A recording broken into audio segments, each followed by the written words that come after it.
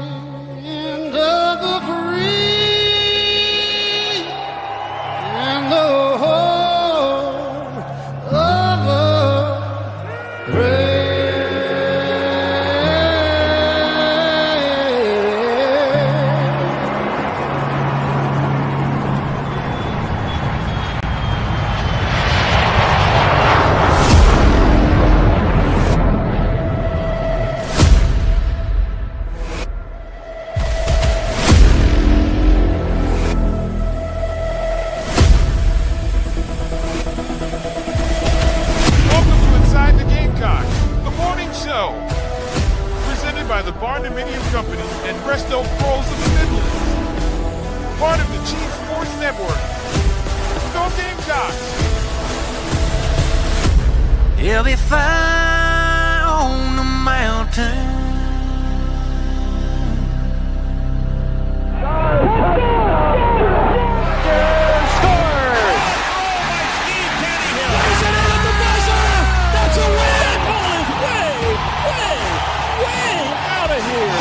Consecutive home runs for Carolina. It is good. It's gone. He's in. Touchdown. Williams with the throw to the plate. He's going to score. It's a walk-off. Touchdown, South Carolina.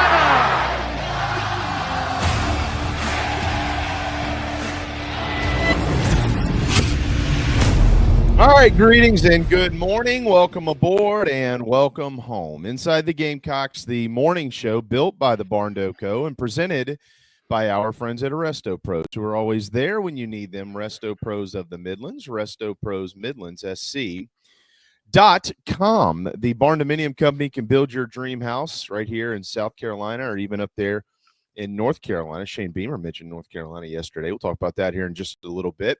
Head to the barndoco.com. They've got the awards to prove just how good they are at what they do. They are Gamecock owned, and they are Gamecock operated. Those are the golden tones of the magnificent Mike Morgan. We got to go with 3 M's. Magnificent Mike Morgan. Follow along, Clemson fans. I'm JB. We're here till noon.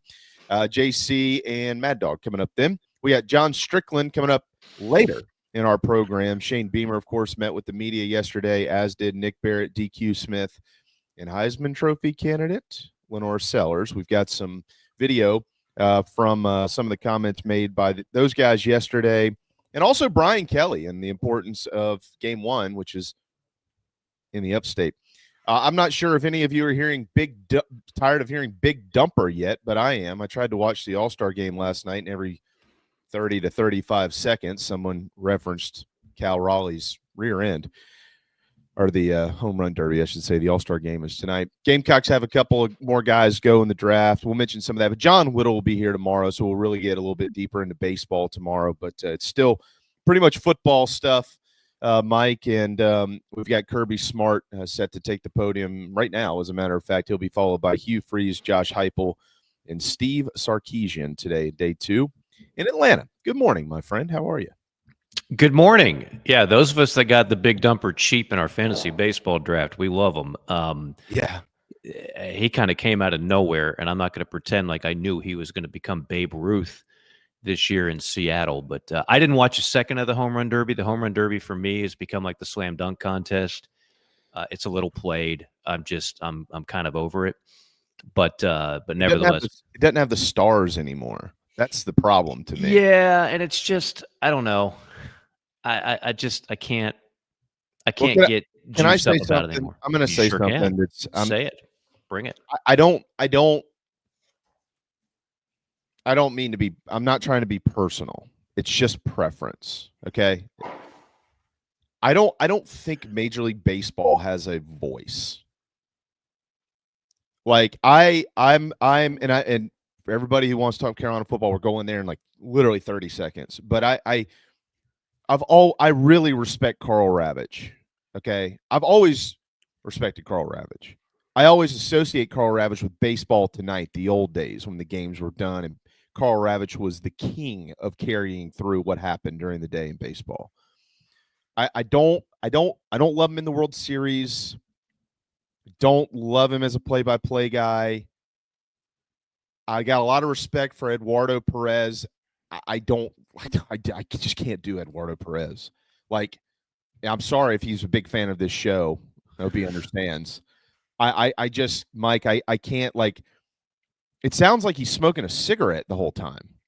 I kept thinking last night, I was like, does this guy just pack heaters all day? Like, what happens with him? And then the game comes on, and it's like, oh, shoot, let me put this out like the old days, and let's get – I don't know. I just felt like it's like – I feel like it's over the top, and I'll be honest, I miss Joe Buck in Major League Baseball. I miss yeah, you know I can't comment on anything you said before that.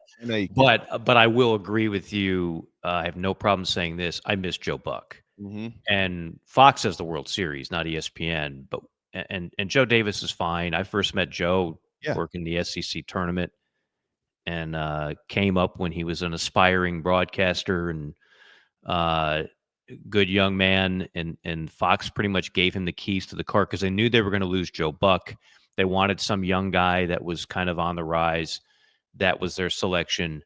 I miss Joe Buck. And for that matter, if you're old enough, obviously you miss Vin Scully, you miss some of the titans of baseball play-by-play. But I'll leave that at that. You don't say anymore. I just Yeah. So SEC Media Days. I mean, that damn Peter Burns, he ain't worth a crap at 7 a.m. Well, they just did their predictions. Peter gave he took a pass on the national champion. Doring, who's the non-LSU homer like Peter is, Doring picked LSU to win it all. Yeah. And of course that'll be a Carolina opponent. Yeah. I was thinking of when I'm a big Garrett Nussmeier guy. I was before the Carolina game and said point blank, like, you're about to see a guy that has elite arm talent. I saw enough in the opener that they had last year, and even watching him in the Carolina game, he didn't take a bunch of like one of the more underrated numbers by a quarterback is one that nobody talks about. That's not taking sacks. Sure. It's simply throwing it away when it's not there, not getting too cute when it's not there. Like, he just doesn't make that kind of bad play. Now, toward the end, he had too many turnovers, and I think he tried to get a little too fine with his passing, trying to thread the needle on stuff that wasn't there. That's something he's got to work about. But LSU, for kind of a down year, he threw for over 4,000. He's a complete package. And they killed it in the portal. And a lot of people just believe they're going to be the real deal this year. Now, I personally wouldn't pick them to win the SEC championship or the SEC, but that's just one prediction out there. It's weird as Kirby Smart is at the podium now, in that I've never sensed less buzz about a Georgia team that's supposed to really be good again and compete for another SEC championship. When I say never, I mean in the modern day Kirby Smart Goliath Georgia program, which is what he has built there. Sure. This is kind of weird. You don't want to say they're flying under the radar, because they're not. They'll be in every preseason top 10 poll and all that. But it just feels like people watched them last year. They did take a step back defensively. It was not, and this is something that's going to be, I think we're all curious in the new modern day college football, which is NIL and the portal, and now salaries. Can programs like Georgia, and before that for years and years under Saban, can they stockpile players the way they used to? Because I can tell you, like, just a couple of years ago doing an Alabama game, I did something I don't normally do. We get in on a Thursday night or a Friday. I don't typically sit there and watch an entire practice on Friday. It doesn't do me any good. It doesn't really help me prepare. I already have done my homework, I know. But my analyst, who was a former coach, was like, Mike, you want to come? I said, yeah. So we went in their little bubble thing, and I watched the Nick Saban practice. This was last year as a head coach. And it's a well-oiled machine. Like, I've seen a lot of practices. It was just like, there's no margin for error. Everything is just crisp. And it's almost like watching a Marine basic training or some type of regimen where everybody is in line with one another. But the other thing that stood out, and the same thing when I would see Georgia, is that I'm looking at these behemoths, linemen and linebackers, and I'm asking the sports information director about him. Oh yeah, he's our third, fourth string, but he'll be a starter in a year or two. Mm-hmm. That dude is third string. Oh yeah. No, they've already talking about him being a first round pick, but he's not going to see the field for another year or two. That's what Georgia and Alabama was able to do. Mm-hmm. In this iteration of college football, I don't know if they can do that anymore. I don't know if players are going to just sit there and wait their turn and wait their financial payday. Mm-hmm. Mm-hmm. That's the key. So, and some people have pointed this out in Big Ten country. Remember now, the SEC hasn't had a team in the championship game the last 2 years, right?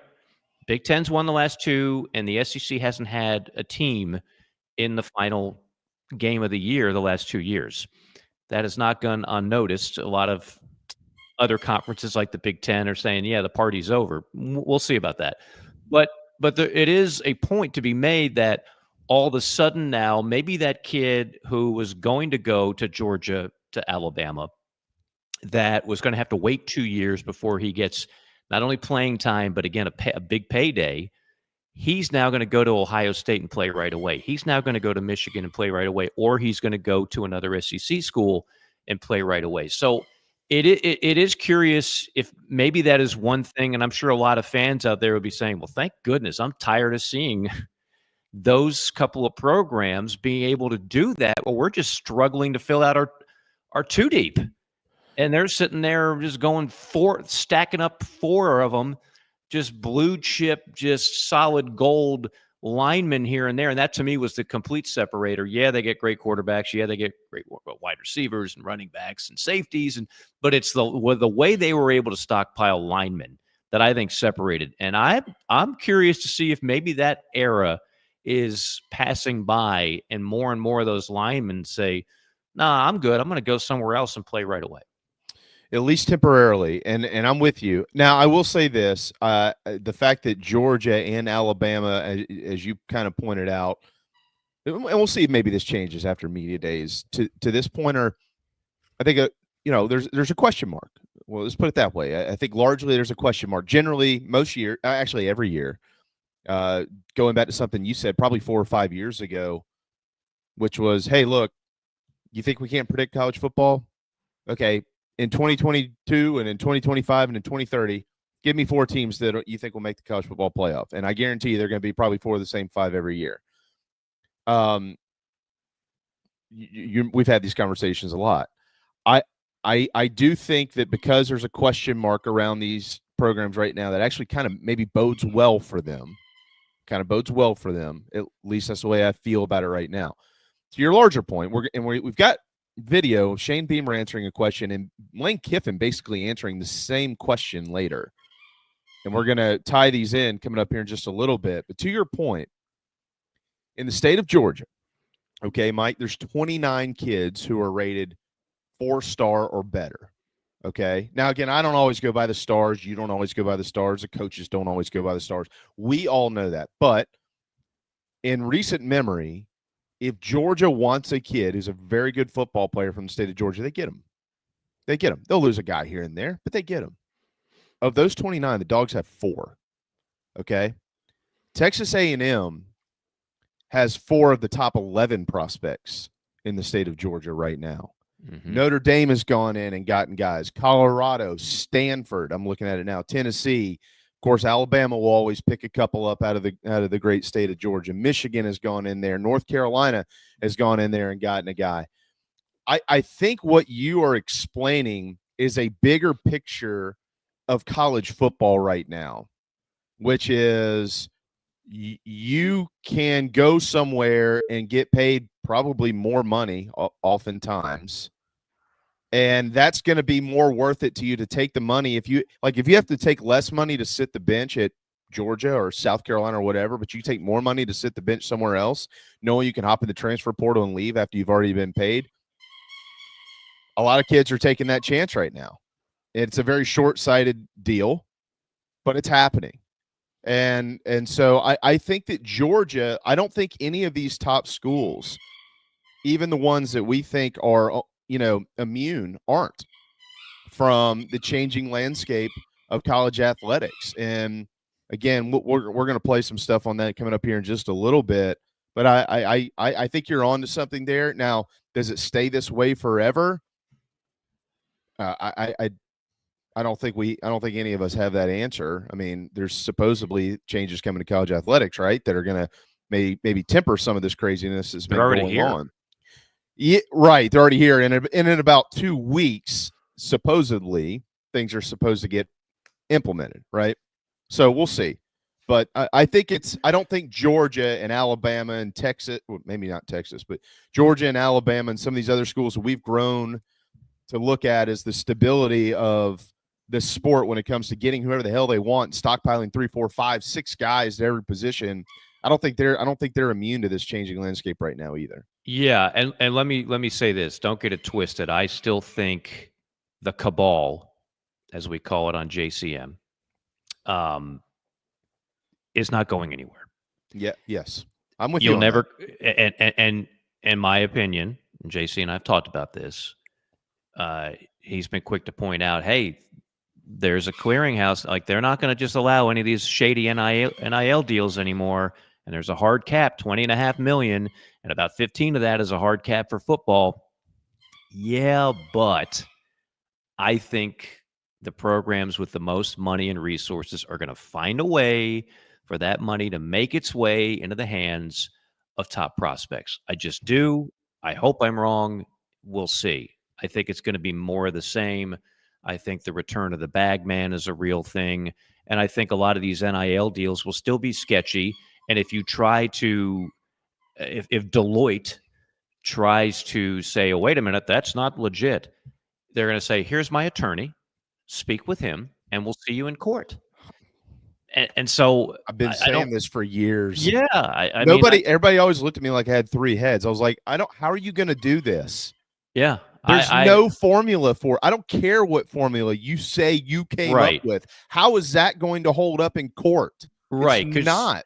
You and I have been, I mean, you've been directly in sales. I've been in meetings and know how salespeople work, and I know what market value means to them. And I can tell you right now, they can make the numbers say whatever they want to say. Yes. And good luck trying to fight that. So I'm going two different directions here. I'm telling you, I still think the teams with the most financial resources are going to benefit from that. But I am also saying at the same time, I don't think, like, those two Georgia back-to-back teams, ridiculous depth. And Alabama had that for years under Saban. I do think that'll be thinned out a bit. I do think all these changes that have happened have been thinned out a bit. Well, how does that affect me? It affects you because if you're that next tier of team, like a South Carolina, and we're seeing this with Ole Miss now, it gives you a better chance to compete with the so-called big boys. Mm-hmm. It gives you a fighting shot to go ahead on the right year.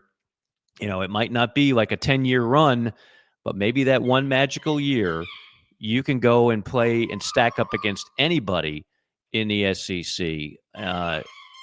We'll see. I see Cooper's found a squeaky toy. Sorry for the background noise. Cooper, my God, give it a rest, buddy. This guy's this is the culprit right here.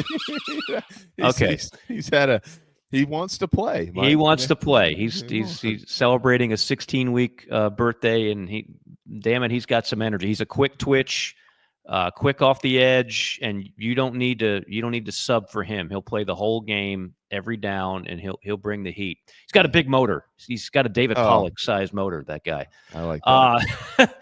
But the other thing I was going to get into today, just Jamie, and I know we'll have time later on, because I know we got to play some Shane Beamer audio and what have you. I came. You touched on it yesterday, and you got me thinking. And last year, one of my favorite charts to go to, and I haven't seen it yet. So yesterday I did this. Look, I get paid nothing to do this, but I picked up my Phil Steele guide. $20-something. I remember you could get this for like 10. Yeah. But we gotta put some money in Phil's pocket. At least I do. But hey, for all he's done for college football, I'm happy to do it. Well, I am too, exactly. But I'm sure some people will get a little sticker shock on that. But pages 72, 73 is Carolina, incidentally, in case you're wondering. He does have the Gamecocks 10th in the conference. I know that won't be what everybody wants to hear, but that's not too inconsistent with what a lot of people, even people that are high on Carolina, don't have them in the top 5 because the top of this conference is pretty heavy. But one of my favorite things that he did last year, and I used it all season long, was the strength of schedule within the conference schedule. Mm-hmm.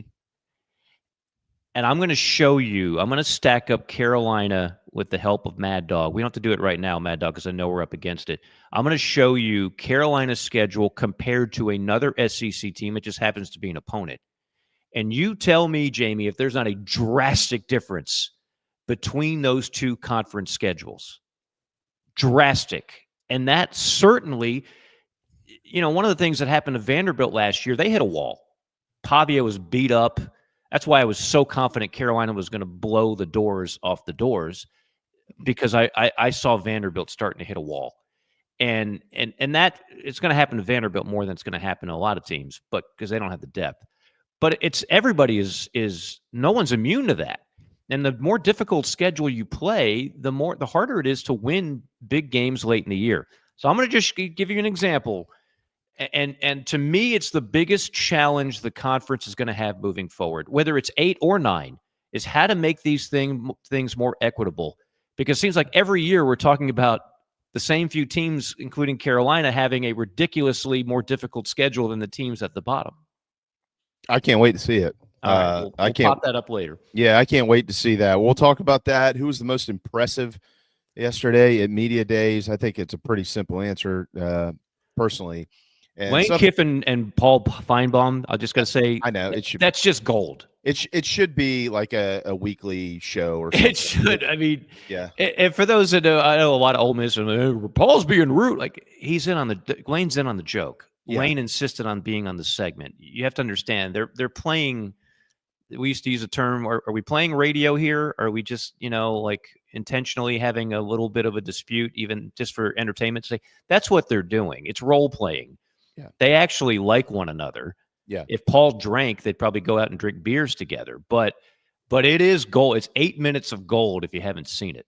It's phenomenal. I'm a big Lane Kiffin fan. I am too.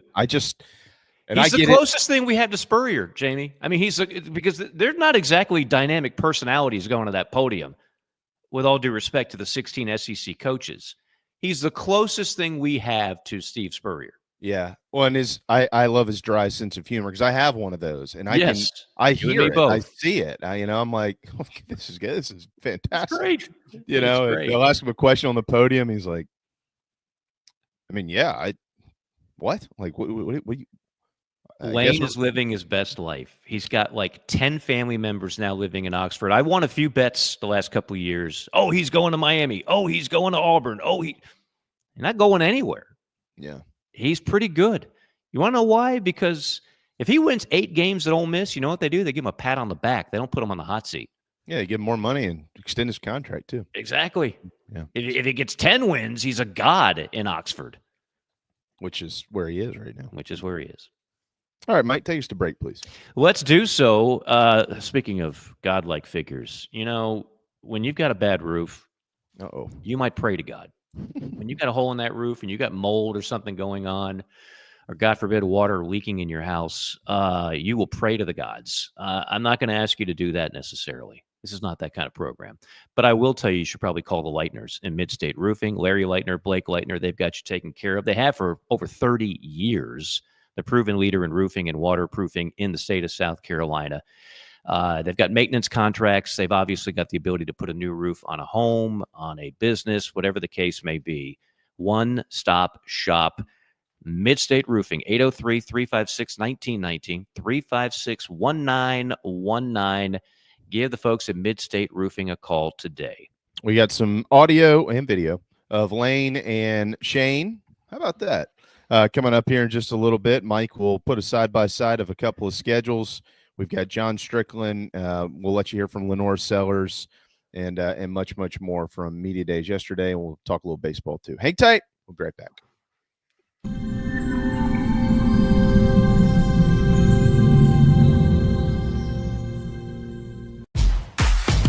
Home fitness has evolved. With Matrix, now there's no limit to the ways you can chase your goals. It's time to make your next workout whatever you want it to be. You can use all of your subscriptions or none at all. Take on exclusive hit programs or move through immersive HD destination footage while you sweat. Visit charlestonfitnessequipment.com.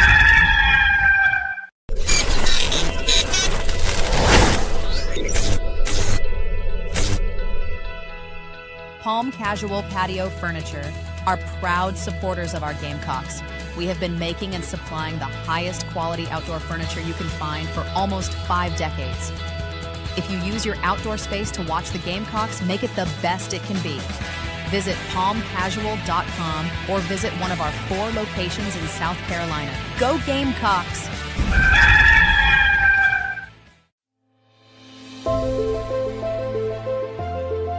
Remarkable, 5-star, sensational. These are just some of the terms used to describe nationally renowned chef William Turner out of Scottsdale, Arizona. Originally from Georgetown, South Carolina, and a diehard Gamecocks fan, Chef Will made his way out west and has served parties from every state and many countries from across the globe. Visit chefwilliamturner.com to inquire about private events and more. Food from every culture, all of it first class. chefwilliamturner.com and Chef Will Turner on socials. You won't believe what you see. You really won't believe how it tastes.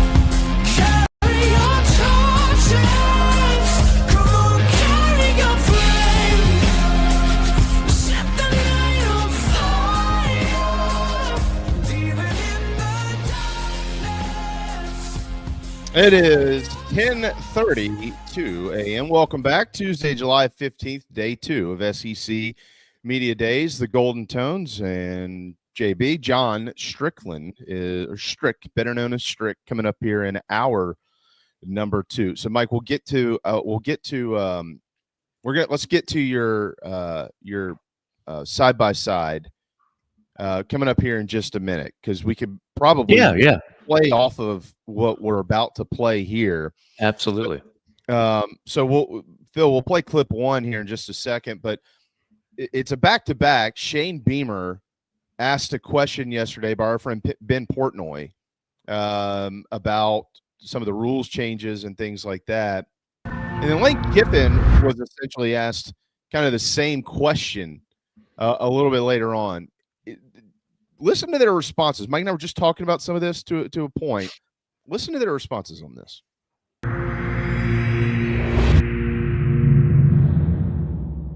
Hey, Shane, Ben Portnoy, Sports Business Journal. You alluded to some of the changes. You had a big summer, by the way. Congrats. Thank you. I appreciate it. I'm still wiggling with the ring a little bit. But you alluded to some of the bigger changes in college sports right now. And when you look at just broadly around governance and the changes around NIL and the College Sports Commission and everything that's happening there, what is it that you want to see as this sort of iterates moving forward from governance, whether it's the NCAA, college football playoff, whoever it is that is actually running this? I guess, what is it that you want to see broadly in that space as a coach? That what we say is going to happen and what we say is going to be enforced is going to happen and be enforced. Because for all the talk out there about what's new stuff and this and that, if there's no teeth to it, it doesn't matter. It's just going to continue to be. And what has been implemented with rev share and the clearinghouse and all that, I see other conferences talking about the negatives about it already. Like, let's give this thing time to work and develop, and let's see what it is, and not all of a sudden say, well, it's not going to work and this and that. And I was in D.C. earlier this year talking about the need for national legislation, so I've been talking a lot about this, but something uniform that has some teeth to it, where it is what it's supposed to be. And if somebody's not doing what they're supposed to be doing, it's going to be enforced and there's going to be repercussions. And if you have that, and not trying to take anything away from the players, but let's just let this thing be what it's supposed to be and see what happens, if that makes sense. You know, we get a lot of questions like, what's it like now? Well, we have under this cap guidelines of what was coming and what it was going to look like. So I think we've done a really good job of that. It obviously means you can't sign as many players as you'd like at times because you have a budget. So we're obviously hopeful that, you know, that'll be rewarded by doing that. I think it's obvious people aren't staying within that cap. So I think the whole thing will be what does that look like? And that's what we don't know. You know, what does it look like when you don't, and what are the punishments for that? Do you win and then that comes later? So that's remained to be seen, but I've already got the questions about the cap and what is that like now having to do that. We've been doing that for a while, operating on that. Interesting. Kind of what we were just talking about a minute ago, Mike, in the last segment. You know, those guys, the way that I read it, and I'm asking you the question how you read it. The way that I read it was nothing's really changed, you know, or maybe along the same lines, we have a deadline coming up where these rules are supposed to be in place, and it doesn't seem right now like certain folks, whoever they're referencing, or especially Lane, are playing within those rules. And if we get there and that is exposed, what happens? Yeah, I mean, something I've been cynical about all along, not just for the sake of being cynical, but just kind of watching and knowing how things work. I'm not buying it. Let's go to Strickland's buddy, who, by the way, I think we're going to have on JC and Morgan as well, the guy that's the head of the Matador Club, the billionaire booster that all of a sudden has Texas Tech competing in everything, right, from softball, men's basketball, football. They are having a monster year in Lubbock. How all of a sudden did that happen? Did Pat Mahomes get more eligibility in all those sports? No, they went out and bought themselves an incredible portal class in football, a bunch of good basketball players, and the number one pitcher in all of softball, which nearly got them a national championship in that sport. I get it. Now there's a new sheriff in town. You can't just do that anymore. So you can't just spend 1 point something million on a softball pitcher. But something tells me the Matador Club will find a way to get some of that money, even if it goes a little bit over the cap. And I think that's Lane Kiffin, Shane Beamer live in that world of trying to get these kids to come to their particular schools, neither of which is what would be considered a blue blood. So how do you do it? And I think they're both kind of, if you listen to their tone and those answers, they're basically saying, yeah, it's going to be more of the same. And we're still going to be rolling the ball uphill, trying to outspend some of these other programs. Mm-hmm. That's the way I read it. And, you know, I don't, again, I think that Lane Kiffin, I mean, Shane Beamer was pretty explicit. And Lane Kiffin was like, we operate within the rules. So basically, if you break the rules, what are y'all going to do about it? And I thought he was saying somebody's breaking the rules. That's what I thought he was saying without actually saying they're breaking the rules. For anybody that's wondering, Mike, the CSC, which is the College Sports Commission, launched in June, right? To manage the new revenue sharing system, enforce regulations, which is what Shane Beamer was talking about, related NIL deals, and set roster limits. Revenue sharing started on July 1, where colleges are directly compensating student athletes. The CSC launched the NIL Go platform, which is operated by Deloitte. You just mentioned that a little bit ago, to monitor those third-party deals that exceed $600 to ensure they represent quote-unquote fair market value, which I still can't wrap my head around how somebody's going to do that. It says deals that don't meet these requirements, such as arrangements where the primary goal is to funnel money to athletes rather than promote a legitimate business enterprise, are being rejected. Okay, but that doesn't mean that the player isn't getting the money somehow. Mm-hmm. Okay, well, we didn't go. Hey, we tried. Just put it in a briefcase. I mean, I'm still, and this is all, August 1st is when all this stuff is, all these things that the NIL go, the fair market value, Deloitte, and all that is when it supposedly begins. Is that the day? I'm confused because initially I thought it was July 1st. That's when schools were able to pay. That's what I meant. Their rev share. But okay, the NIL deals began being approved on August 1st. Here's my question to this. Okay, we just had a situation yesterday, and here in South Carolina, a kid from Rock Hill. How many times you see Rock Hill kids leave the state of South Carolina? Not many. And if they do, they're not going far. Tennessee and Florida State back in the 90s had a good little run there. You know, the 30 years hopes ago. of the world. Yeah. Okay, but very rarely to College Station, right? Not anymore. So Tamarian Watkins, and this, my understanding from whatever, just in case anybody cares about my recruiting update on things, even though I do know some people, this is a long way from over. I'm not jumping off bridges in the middle of July about a kid committing to College Station, Texas over South Carolina, but that's for another day. We'll let JC handle all that. You don't ever see it. And so for fans to wonder, is it money? Is it financially related? That's a fair question to ask in this climate. And I'm asking the same thing. And I won't disclose some of what was given to me because I don't know that it's truthful. And even if it was, I'm not sure that it's my place to share it. But the question I have relating to that specific incident and thousands more that are going on right now, are these things just able to be shoveled through right now, and then on August the 1st, all of a sudden they nip it in the bud? Like whatever happens now, you just you get it, you move on, and then August 1st, anything that comes after that, like I don't think anybody has that answer. No, I heard Rick Neuheisel talking about this on a national show, and I really enjoy his insight. I do too. Texas Tech just signed, going back to Lubbock and the Matador Club, they just signed an offensive lineman, a high school kid, 17-year-old, $1.7 million a year for 3 years. Now, you can't possibly do that under a $15 million salary cap and have a great quarterback, wide receivers, defensive line, all the positions that you have to really win in college football. Right. So they did that knowing that they can still afford to pay millions of dollars to other key players. Well, this happened, that deal happened after July 1. So is it a salary deal or is it an NIL deal? Right.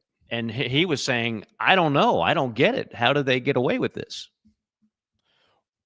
I mean, the way that I'm envisioning that scenario is it has to be an NIL deal. I just can't imagine. The only way I can imagine that amount of money going to one player on the football team would be the quarterback.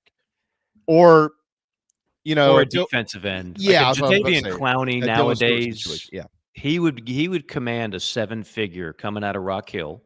Let's go back to Thrill Hill.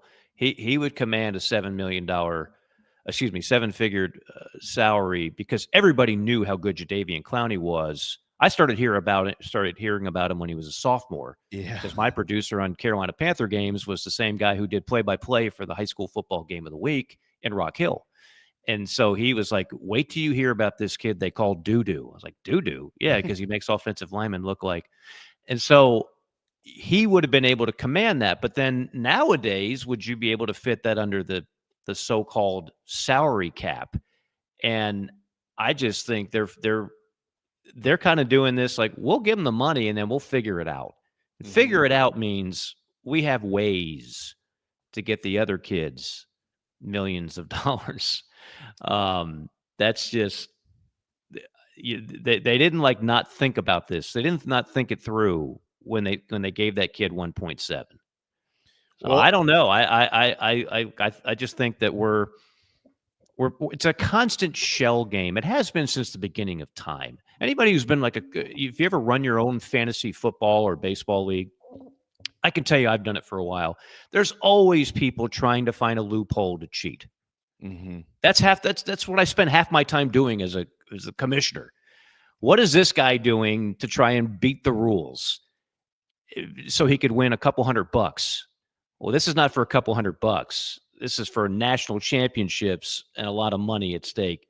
So, the shell game will continue. And I'm just convinced that some schools are more equipped to win that shell game and find ways, again, to get the money through. So do I think this is all of a sudden, because I think this is what some people were hoping. Finally, we've reached equity in college athletics. Everybody's dealing with the same financial resources, and therefore we can now compete with the big boys where we haven't in the past. It sounds like a novel concept. I just don't see it.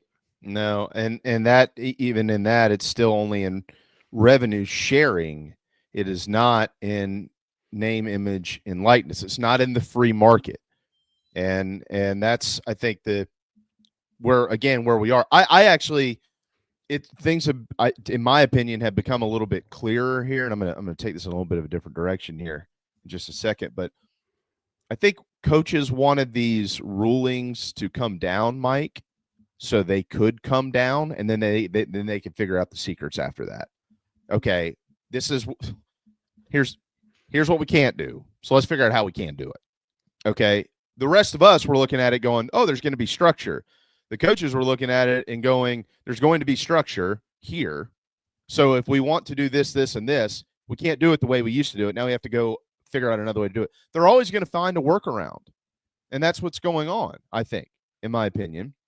And, Shane Beamer and Lane Kiffin's comments yesterday were, I thought, very reflective of one another. And it seems like they're on the same page. But also they have to play the game too. Okay, so this is what's going on here, and this is what we need to do, and here's how we're going to do it.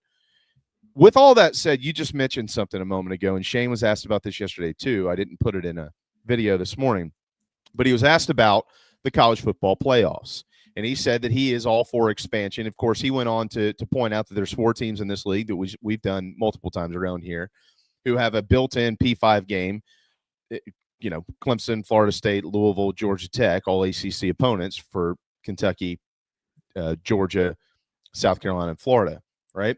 And, so when it came to schedules and 8 versus 9, as long as it's equitable and everybody else has to play a Power 5 game, that's cool, but I don't want to be stuck at South Carolina playing 10 or 11 of these things, and this other team's only playing 8. That's not good. In the playoffs, he said he's for expansion because November, there's more games that matter, and he was spot on about that because there were more games that mattered last year pertaining to the playoff.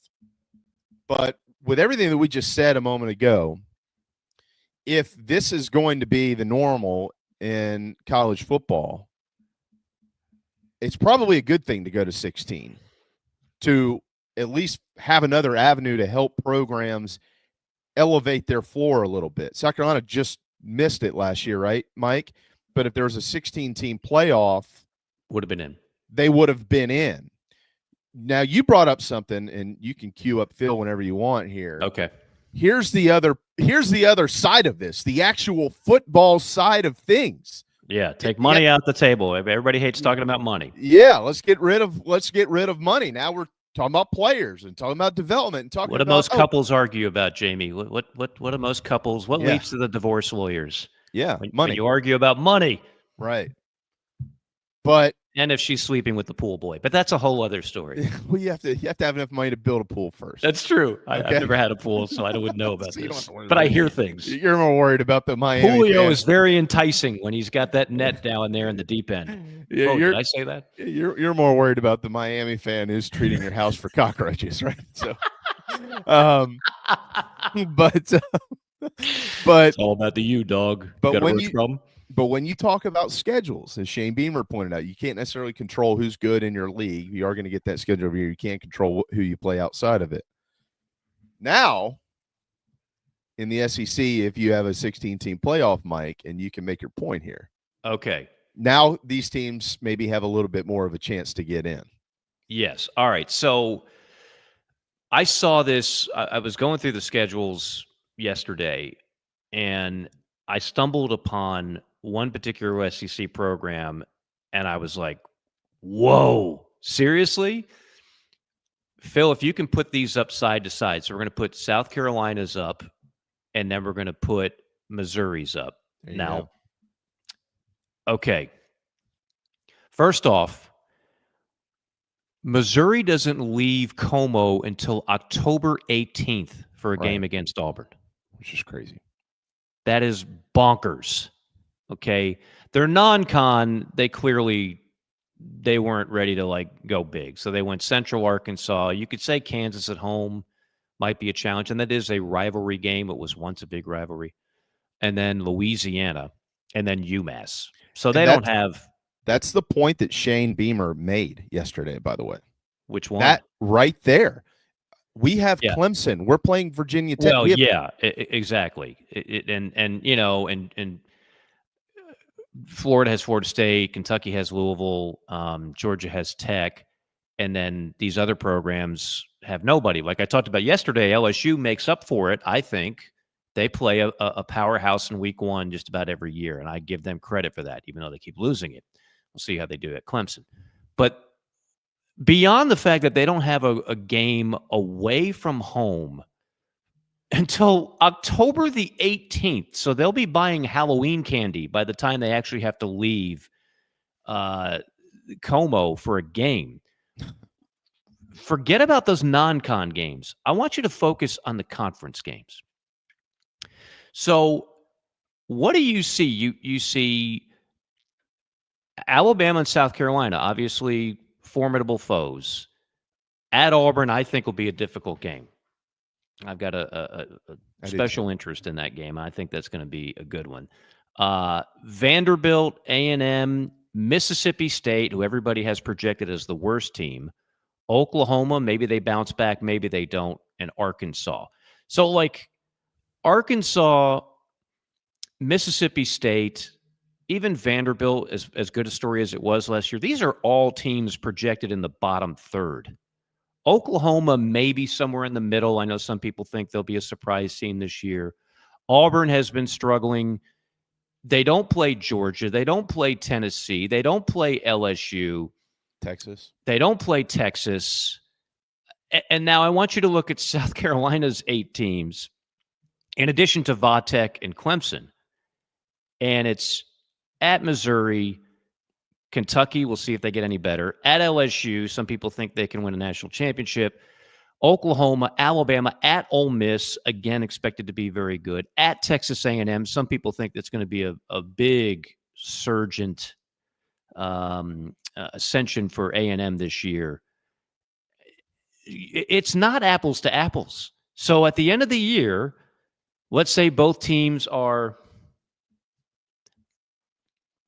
5-3 in the SEC. And people will say, well, look, they both are 5-3. It's not the same 5-3. It's not the same 5-3. What if they're both 8-4? Then you throw in non-con, it's clearly not the same 8-4. Missouri is not playing anybody out of conference. Mm-hmm. So this is where the SEC has to find a way to level these things out and make these schedules more comparable for one another. It's going to be the biggest challenge, I believe, for the conference every year when they cook up these schedules. And remember, we just went through a 2-year phase of scheduling. They have to come up with another one, which they're waiting to the last minute because they're still trying to figure out if they're going to go from 8 to 9. Mm-hmm. You can't print out a schedule and then we got to go to 9 now. Okay, forget what I just said. Throw that one in the waste paper basket and let's come up with a 9-game one. But there has to be a way. I don't know how smarter people than me will devise a system. There has to be a better way to make these things a little more level, because when you look at one set of 8 there on the left and one set of 8 on the right, that is not the same thing, Jamie. Yeah, I try to steer away from predicting who will and will not be good, because I don't, especially in today's world, I don't ever know anymore with the transfer portal and who's in and who's out and golly, who might end up opting out or things like that. So I feel like that's a slippery slope to be on. I thought last year, to give you a little bit of perspective on what I'm trying to say here, I did think that Oklahoma would be a little bit behind Texas coming into the league. I'm not so sure that anybody saw South Carolina walking into Norman, Oklahoma, and beating the crap out of them in the first 5 minutes. The game was over. So, I don't know that anybody projected South Carolina being that much better than the Sooners, is what I'm saying. It's just one example here. So I try to stay away from that. Where I get a little bit more, I don't know if it's worked up, Mike, but maybe argumentative about the scheduling is what's going on as you just pointed out, a glaring difference, like the first 6 weeks of the season. I can live with the fact that maybe some teams might not be as good as others on this guy's schedule versus that guy's schedule, whatever the case is. For all we know, Auburn could end up being a top 5 team this year, and Oklahoma could end up being a top 10 team, and Ole Miss could fall completely off the mat, right? Or off the map, and South Carolina and Missouri schedules end up being a little bit more similar when it comes to the SEC opponents themselves. But for the life of me, can't figure out how anybody is allowed to schedule those 3 teams in the first 3 weeks of the season, Central Arkansas, Kansas, and Louisiana, and not even leave your house, as you pointed out, till almost Halloween, whereas the Gamecocks have a neutral site game. They have a trip to Columbia, Missouri, and they have a trip to Death Valley before coming back home and taking on Oklahoma and Alabama in back-to-back weeks. Before Missouri checks into a hotel. That's what I'm saying. Like, that's the equality that I look at. And when it comes to scheduling, I'm more looking at those type things because I just don't think you can control who is and isn't. I mean, Arkansas can end up being a 9-win team this year. Do I think they will be in July? I don't. But we don't know that. I mean, South Carolina was projected to win 4 or 5 games last year, and they won 9. So I won't strip anybody of the possibility that they could be good. But the way that this thing lays out for Missouri, I think it's horse manure, if that makes sense. And the fact that they don't even leave until almost November, that's crazy to me. Well, let me put it to you this way. Let's look at Missouri's last 3 games. Now, Oklahoma is a common opponent. Let's say if you traded on the Missouri schedule, and you're right, we can't predict the future. We don't know. Maybe Mississippi State is this year's Vanderbilt. Maybe Talon Green and Arkansas have a bust-out year. But just based on what we know now, if I said, if Jamie Bradford was the athletic director of South Carolina, and I'm the director of scheduling at the SEC, and I called you up and say, you know what, a little bit of an oversight on our part, Mr. Bradford. We've decided, in order to make this a little more level playing field, how would you feel if we took Mississippi State and Arkansas from the Missouri side and gave them to the South Carolina side in exchange for Ole Miss and Texas A&M? Would you be okay with that? Just to be clear, say that one more time. Okay. If you took what now? So you have 8 conference games. Right. We've looked at it, Mr. Bradford, and we've decided it's a little bit more difficult for South Carolina than it is Missouri. Yeah. So what we're offering is to exchange 2 of those games for another. So okay. I'm saying you now, instead of playing Ole Miss and A&M, you're now playing Mississippi State and Arkansas. And Missouri plays Ole Miss and A&M. Oh, yeah. Well, you play Mississippi State and Arkansas. Right. You still have to play Alabama. You still have to play Oklahoma. You still play Kentucky and Vanderbilt. Yeah. Yeah. I'm just saying we're going to trade those 2 teams out to, kind of level the playing field. Would you be okay with that? Sure, especially if it's 2 of the last 3 games of the year. Yeah. I think the answer is more than sure. I think you hang up that phone and you start doing high fives in the athletic department and saying, woo! Yeah. We just got ourselves a beautiful trade, and I think our schedule and our final record's going to look a little bit better now. 100%. Yeah. You'd be popping champagne bottles. Well, because you would have 4 of the projected probably 5 teams that are at the bottom of the league on your schedule all of a sudden. Right, but again, you still wouldn't have to apologize for your schedule. It would still be, you're still at Missouri, you're still at LSU, you're still playing Alabama. You would still not have an embarrassing schedule at all. No. You just traded those 2 games. And Missouri, who everybody looks at that schedule and says that's clearly the weakest, they would have a little more credibility.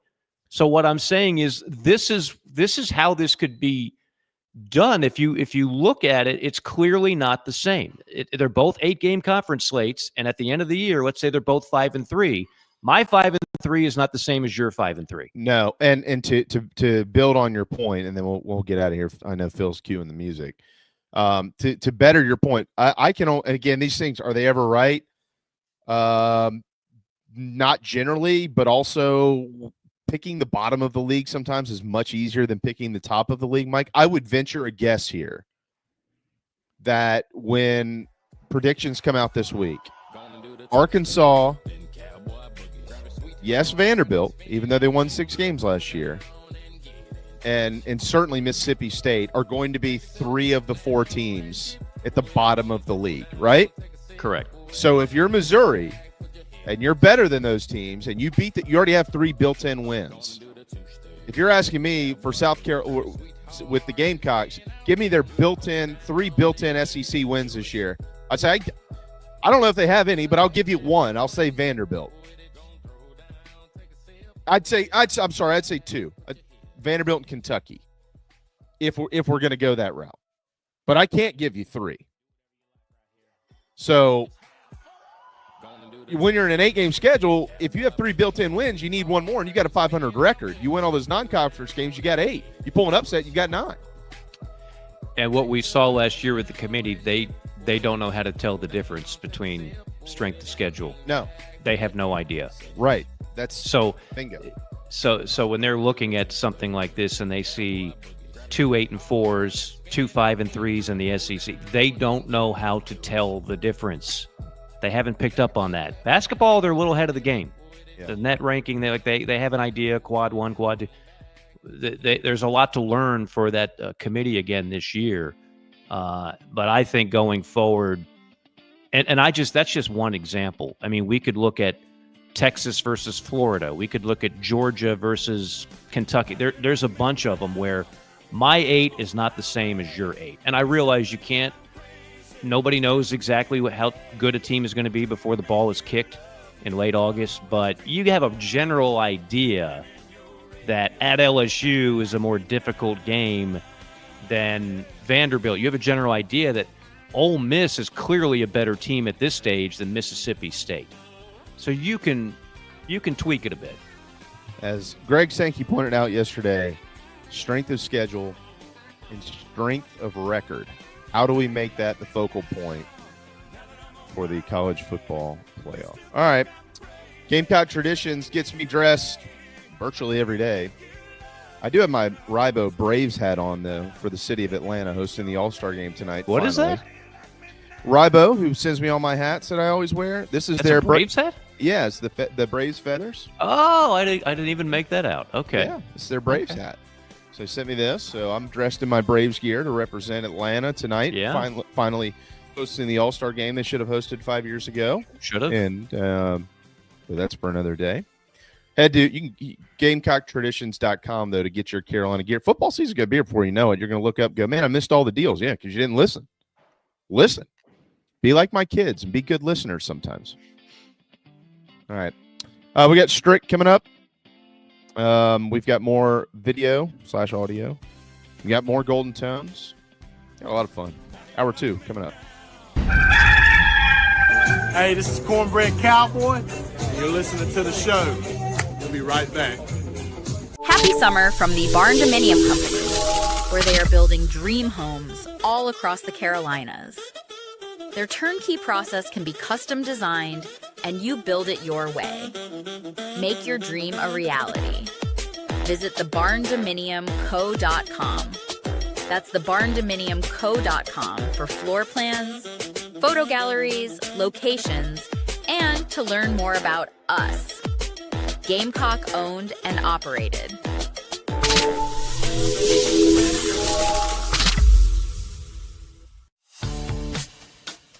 The Aventon Adventure 2 takes the same basic design as the original Aventon Adventure, making it an adventure bike designed to take you places that typical roads just don't reach, allowing you to ride whatever terrain you want based on your whims of the day. Look at what you're getting. Hydraulic disc brakes, torque sensor for responsive pedal assist, great LED lighting, suspension, a beautifully welded frame with excellent build quality, included rear rack, included fenders. The list just keeps going on. Visit electricbikescharleston.com for more. This is Larry Leitner, owner and founder of Midstate Roofing, and for nearly 30 years, we've continued to be the proven leader in the roofing and waterproofing industry. Midstate Roofing's proven history is your assurance that our professionals at Midstate Roofing will provide the proper advice, service, and results to the needs of your facility in a manner both safe and pleasing to your operation. From high-rise to hospitals, manufacturing to industrial, Midstate Roofing designs and installs bonded systems with a protective guarantee that will keep your operation dry and running long into the future. 24 hours a day, 7 days a week. And this is Blake Leitner, reminding you to protect that roof with a maintenance contract. Call me today at 803-356-1919 or online at midstateroofing.com. That's midstateroofing.com. You'll speak to an on-call technician after hours or a Midstate Roofing staff member during hours at 803-356-1919 or online at midstateroofing.com. And as always, tell them Midstate Twins. If you have a leak, let Midstate Roofing take a peek.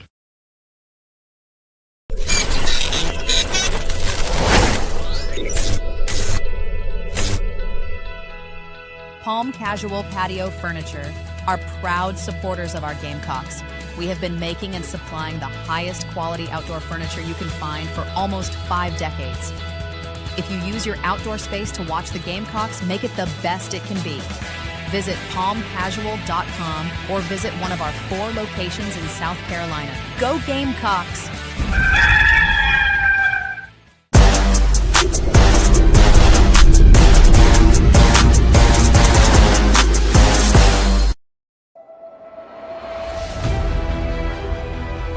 You're tuned into Hour 2 of Inside the Gamecocks, The Morning Show, presented by the Barn Dough Company and Resto Pros of the Midlands. Go Gamecocks!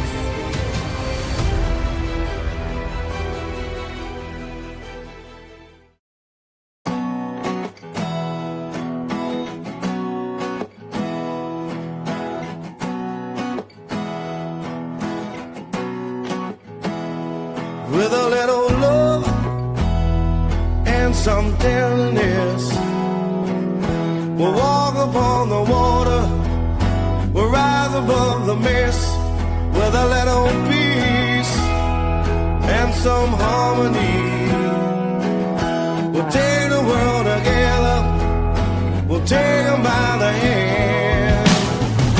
'Cause I got a hand for you. Oh, I wanna run with you.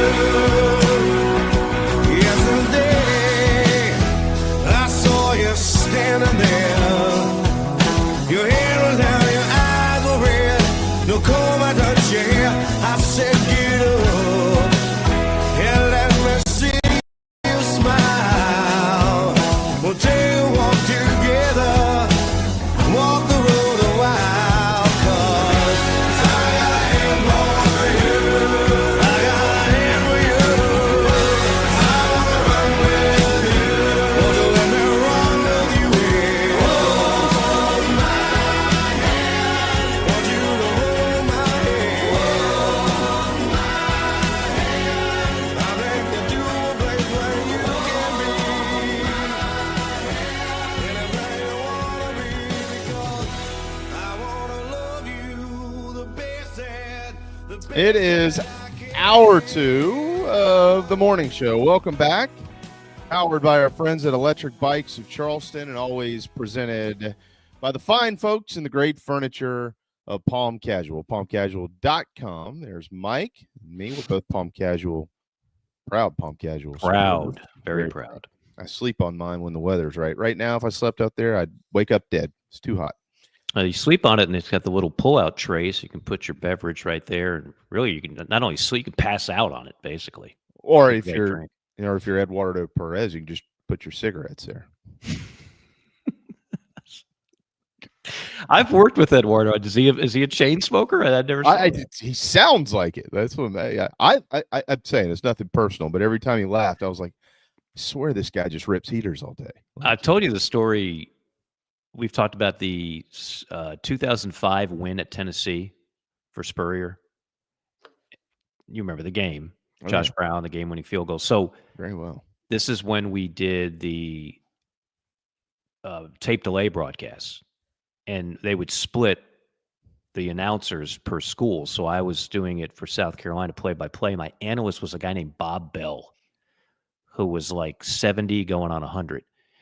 And I didn't know. Bob is like a legend. He used to be part of that Bill King show in Tennessee that every night would talk recruiting. And so he's an institution in the volunteer state. But I'd never met him. And we're getting ready to go on the air. First of all, he's got his wife sitting right next to him, helping apply makeup. Heavy makeup guy, Bob was. I prefer just a touch of powder. And every commercial break, I'm listening, talking to the producer. We're talking about what elements we're going to have and everything else. Bob would go outside and smoke a heater. Oh. And then come back in. He was like a chain smoker. He could not get through the game without smoking, I don't know, a half a pack. Oh. Halftime, he's probably sucked down 3 of them. But it was just, I'll be right back, Mike. And then after the course of the game-winning field goal by Brown, I think probably wanted to add a few glasses of bourbon to go along with the Marlboro Lights. But I can get behind that. I'm big hairy. I can get behind that, but I am not even though plenty of smokers in my family, unfortunately, they don't know any better. I despise it and, can't stand it. Thankfully, that's one bad habit that I missed. Hey, the hell with it. The hell with it. Anyways. You mentioned this before. Frederick's kind of our good morning MVP. He started the trend. Love that guy. Love Frederick. Craig gives a hey. Fred gives a good morning. Julie gives a good morning. Tristan gives a good morning. Hey, stop there. Tristan just painted my house. That's the best freaking painter. And I don't know if the state of South Carolina even does justice. Maybe America. Really? Oh, yeah. He paints in Georgia Tristan too. Is a he, I take it. Yeah, his company. Can he do Atlanta? Yeah, they do. They'll paint in Georgia. Okay. I literally, he kept asking me, is everything good? I mean, he's the nicest guy in the world. Yeah. And I was like, even if he screws up something, how am I going to break it to him? You know what I mean? Because I don't know how to. He's so nice. But he didn't screw up anything. And they kept asking me, what do you think? I was like, dude, is my wife happy? And she was like over the moon. I was like, okay. Yeah. So he's giving good mornings and he's giving good paint jobs. We are instantly big fans of Tristan. Best press. Best press. Bink, Beatty, morning fellas, Matt, morning y'all. I want to acknowledge good morning, gents. The Queen chimes in. I want to acknowledge some of our good morning parades because that gets it started on the right foot. That's a little positivity to get things started. There's going to be a Monday. Today's Tuesday, but there's going to be a Monday after a loss where chat row might not be as, high on the good mornings and the salutations. It might be a little bit of what the hell, man. Kind of like it was even after the Old Dominion game. That was a lot of what the hell, man, Monday morning. Little did we know that would be a 9-win season. And, so. Well, Quinn says, I'm sorry I came in negative.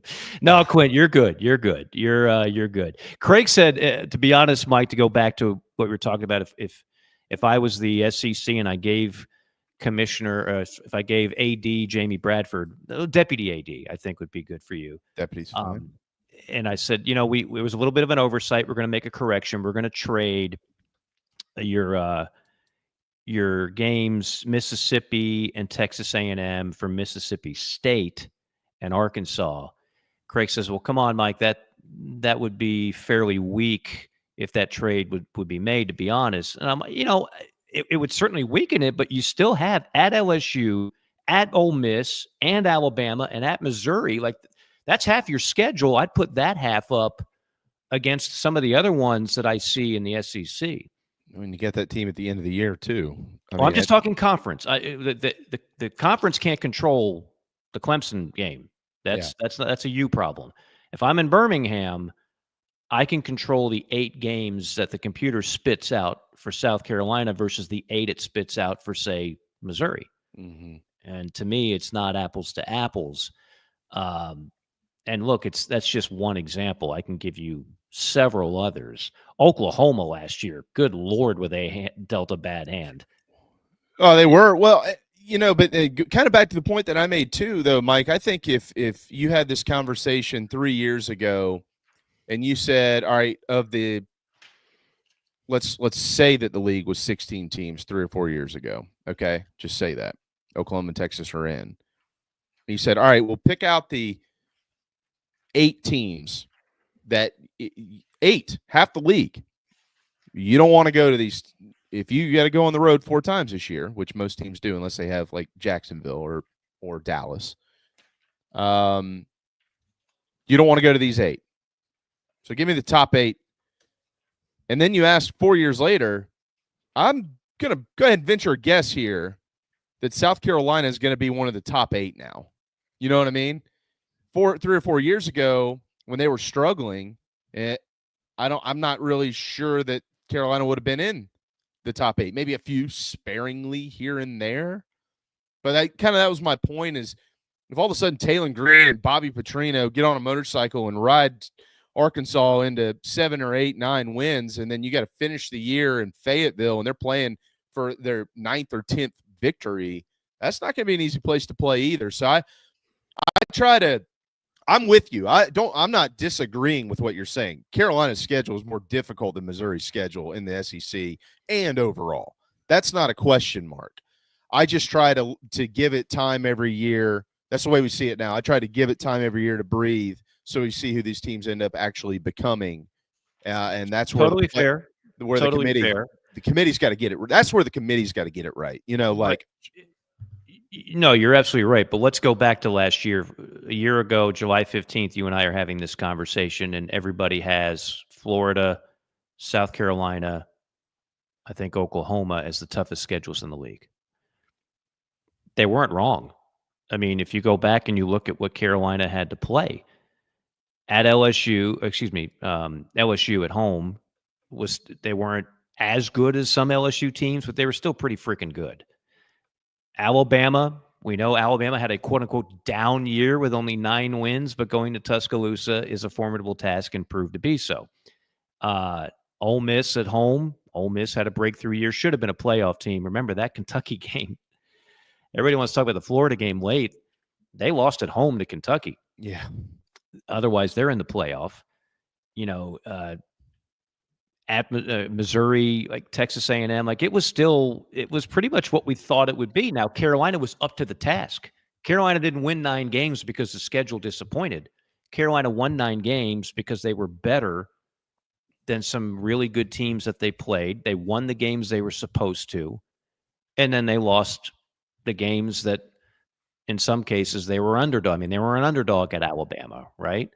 I can't remember the point spread on LSU. Were they a dog at home? They were. I want to say it was 7.5 or something like that. Was it that big? Wow. 6.5 somewhere. It might have come down a little bit. But okay. Yeah, somewhere in there. So, they lost that one. And then it's a game I'm missing. Did I mention Ole Miss? Yeah. Yeah. Were they a dog at home against Ole Miss? They were. Yeah, they were dog. All 3 of those games, they were underdogs. And they were a favorite against Illinois. They were a big favorite against Illinois. Yeah, they were 9 points or something. 9.5. Yeah, it was up there. Yeah. So my point is that you're right. We can't predict. There's always going to be a team that's a disappointment and a team that's a surprise. But if you and I, Jamie, had the power, if we had the magic wand to just say, poof, this is Carolina's 8-game conference slate, I'm pretty confident you and I could cherry pick one of the weakest conference schedules that any team has if you gave us the power to do so before a single game is played. Okay, what am I doing? I'm taking Mississippi State for sure. Well, they're not on the schedule. I am taking Vanderbilt. I am taking Arkansas. Then it gets a little bit dicey. Because you're dealing with a bunch of what we think are good to great teams. But I can still make sure that I avoid Texas. I can still make sure that I avoid Georgia. And in this case, Carolina does avoid both. But unfortunately, on the other side of that is that if you look at the rest of that slate, they don't have many gimmies, especially now if Vanderbilt is legit for the second year in a row with Diego Pavia. They really don't have any gimmies. Well, be honest with you, if you look at Alabama's schedule, I mean, they go to Georgia, they go to South Carolina. Man, you got Vandy at home. You do have to go to Missouri. You got Tennessee at home. You got LSU at home. You got Oklahoma at home. You got to go to Auburn. No Texas. No Texas. Nope.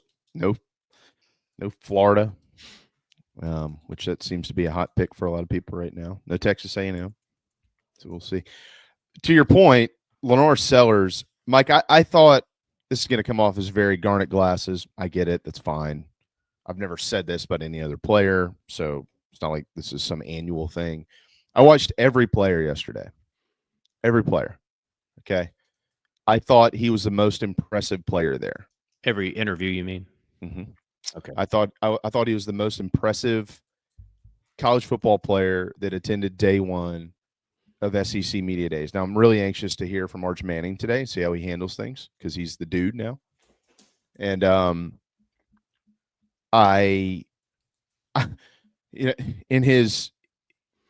when he was sitting, when he was taking questions, which was about 8 minutes long, we're going to play a clip here in just a second that maybe actually gave us some insight into a couple of roster things that are going on. There was a question, we joke all the time, Mr. Morgan, about some of the goofy things that are asked at SEC Media Days. Hey, man, what size shoe are you? Stuff like that. We had a guy yesterday ask him about music. What's your hype up song? This seems to come up every year for at least one guy or two or more. And I always laugh. I'm like, hey, you're getting to the bottom of this thing. Attaboy. But the response was fascinating to me from LaNorris Sellers, because I would bet if you went to every school in the league and asked one player or 100 players from every team, what is your pregame music? I would bet 99 out of 100 guys, if not 100 guys, would give you the response of something that gets them excited, right? Oh, my hype up song. Oh, man.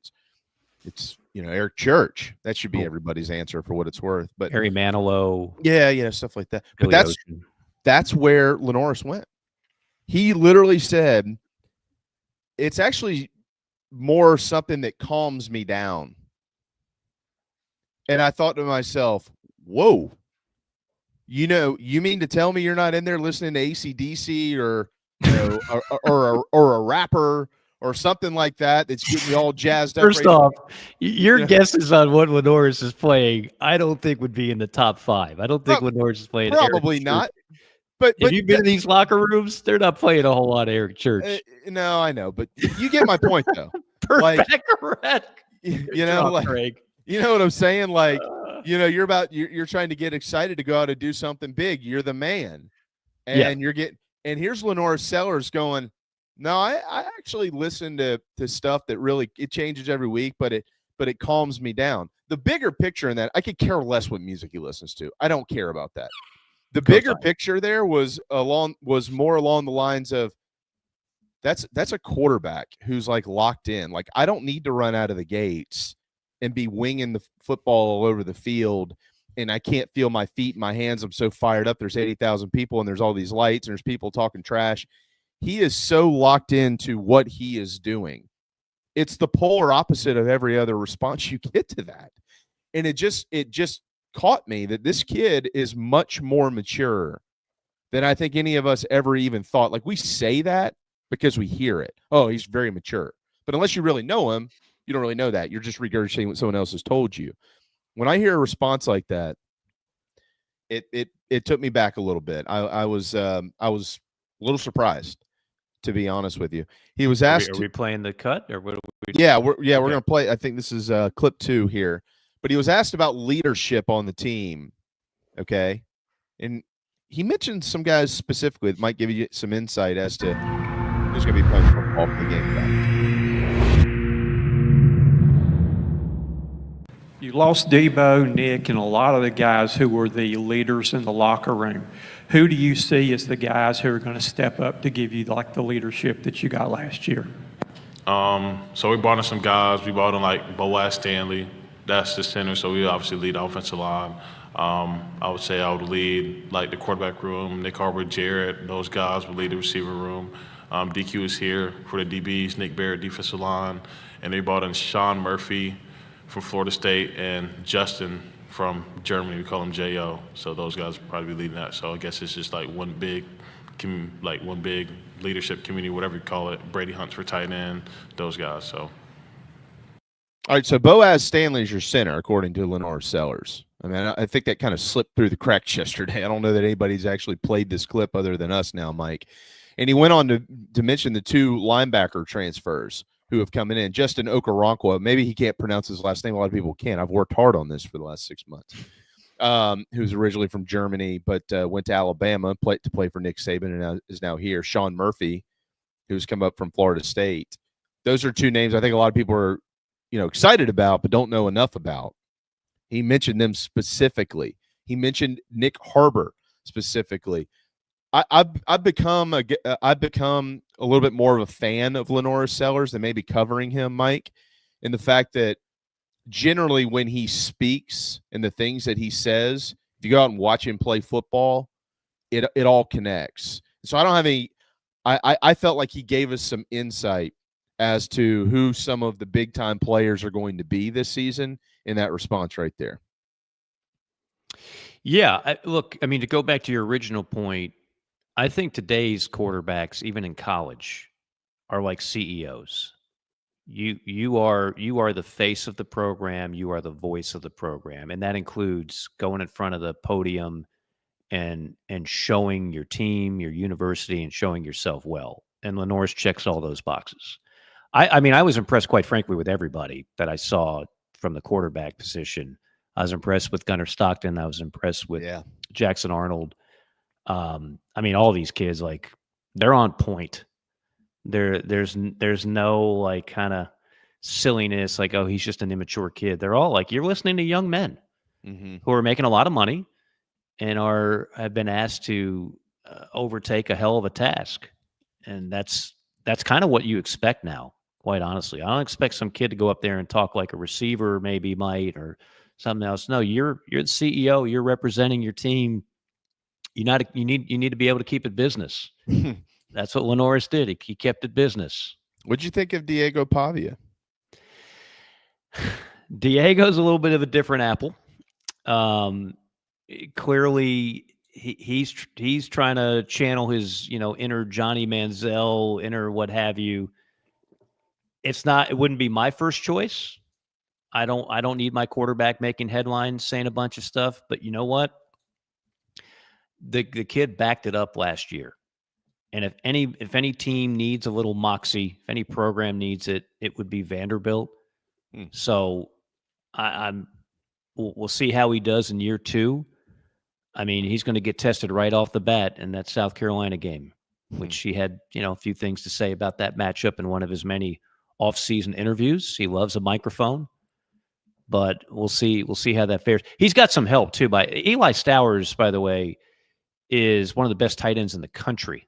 When's the last time you said that about a Vanderbilt player at a skilled position? And I thought he was last year too. He was. That's worth, yeah. And he could have gone out for the draft and been a high draft pick. He chose to stay in school, come back for another year. So he's one of those guys, when you're a defensive coordinator, we're not used to saying this, but they literally have to say, that guy running routes in a Vanderbilt uniform, he's a problem. We need to go ahead and match up. That'll be some of the conversation we have during the week of Vanderbilt in September. Yeah, I'm still not totally sold on Pavia. Looking at the last 5 games that he played in, he beat a fairly depleted Georgia Tech game in the bowl game, and that was a great game for him. But prior to that, Auburn wasn't very good, although it's hard to go in at Auburn and win if you're Vanderbilt especially. They did do that, but he never completed over 54% of his passes.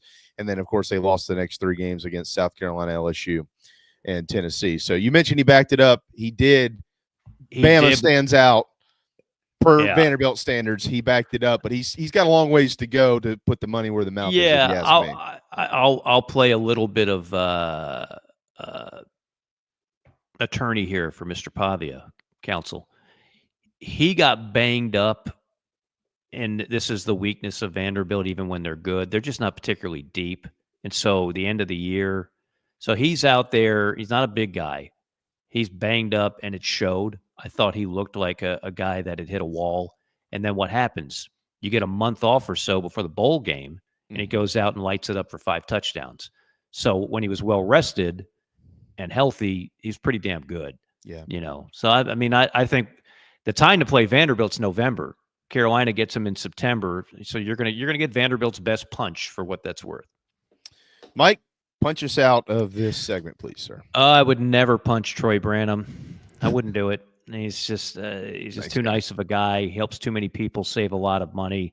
Now is a terrific time to call Troy. We are having movement. It took a while. When an economy is completely train wrecked, and the housing market and the Fed and everything else, we all suffer for it, and we're all still paying some of that price. But the good news is now 1% down payment on a conventional purchase loan for first-time home buyers, that's a thing. Reduced rate and PMI, that's a thing. You've got certain things right now that are more attractive to people looking to refi or get a new mortgage than they were before. Troy Branham, always attractive, not just in his physical appearance, but what he can do for you as well. The website, if you want to learn more about it, is ggmortgage.com. It's a South Carolina business. And Troy is a South Carolina guy. For 28 years now, he's been helping South Carolinians when he's not going to Gamecock games and playing golf and going to Jaws 50-year reunion tours. He is saving you money on your mortgage. So this is an important put this on the fridge, for crying out loud. 803-238-0111. 803-238-0111. That's Troy Branham of Golden Gate Mortgage. It's 11:31. John Strickland joins us next. I've got a question about Diego Pavia for both of you when we return. We'll also talk to him about Clayton White. He's been here for the entire Shane Beamer tenure, what that means to turning over a consistent defense. We've got one more clip to play. Shane Beamer's biggest concern this year. It's a big one, it seems. And we'll talk a little recruiting with him as well. So we'll finish with a bang on the morning show built by the Barndo Co. Are your wood floors dirty, scratched, worn, or unsightly? Refinish your hardwood floors with Recoat Revolution, your solution for dull wood floors that need an upgrade. Our one-day, dustless wood floor refinishing process is simple, effective, and affordable. Our goal is to serve as many customers as possible, so give us a call in South Carolina, 803-397-1365, or visit us at recoatrevolution.com. Go Gamecocks! Welcome to Dry Space Crawl Space Solutions. Basement crawl space encapsulation designed for your specific needs. Your crawl space can be susceptible to all sorts of issues, including moisture buildup, mold growth, and structural damage if not cared for properly. Let our trained experts provide basement crawl space encapsulation solutions to protect your home, improve air quality, and enhance energy efficiency. Schedule your consultation today for a safer, healthier space at dryspacecs.com. Dry Space Crawl Space Solutions, proud supporters of your South Carolina Gamecocks. The Aventon Adventure 2 takes the same basic design as the original Aventon Adventure, making it an adventure bike designed to take you places that typical roads just don't reach, allowing you to ride whatever terrain you want based on your whims of the day. Look at what you're getting. Hydraulic disc brakes, torque sensor for responsive pedal assist, great LED lighting, suspension, a beautifully welded frame with excellent build quality, included rear rack, included fenders. The list just keeps going on. Visit electricbikescharleston.com for more.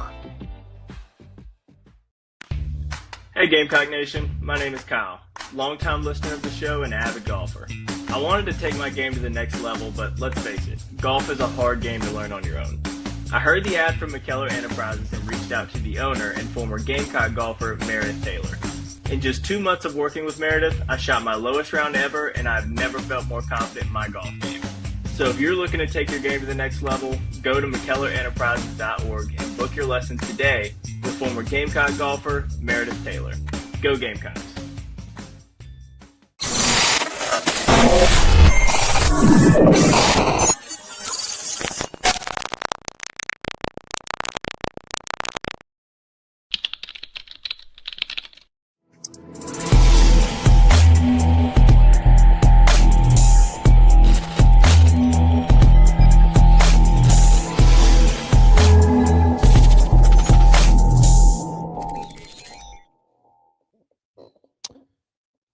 It is 11:35. Welcome back inside the Gamecocks The Morning Show, powered by Electric Bikes of Charleston, electricbikescharleston.com. There he is, Big John. Where are they? Oh, you're down. You're sitting outside. You got construction going on, don't you? Yeah, I'm at the condo, so figured we put Willie B in the background, and my neighbor upstairs is remodeling their whole kitchen, so it's a little loud in there right now. I hope that's a Ryan Brewer fence behind you. I didn't put these in, so. Whoever did, putting them on notice, that better be a Ryan Brewer fence. Damn Brewer. All right, I got a question for you. John, good to see you, brother. I can't wait to see you here soon. It's right around the corner, as you well know. Yeah. All right, so we were just talking about Diego Pavia and name a team. We'll start, Mike, if you don't mind. I'm going to start with John since he just joined us here. Name a team in the SEC who would trade their current quarterback for Diego Pavia. I would say probably at least 6 to 7 teams. Really? I think so. Okay. I think your teams who, I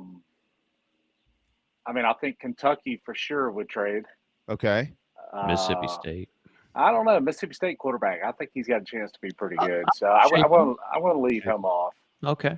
Okay. Missouri. I think Missouri would be thrilled to have him. Okay.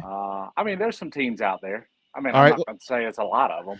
Yeah, let me ask you this: How about teams that we would consider contenders? What do you think Bama would take Diego Pavia over their current situation?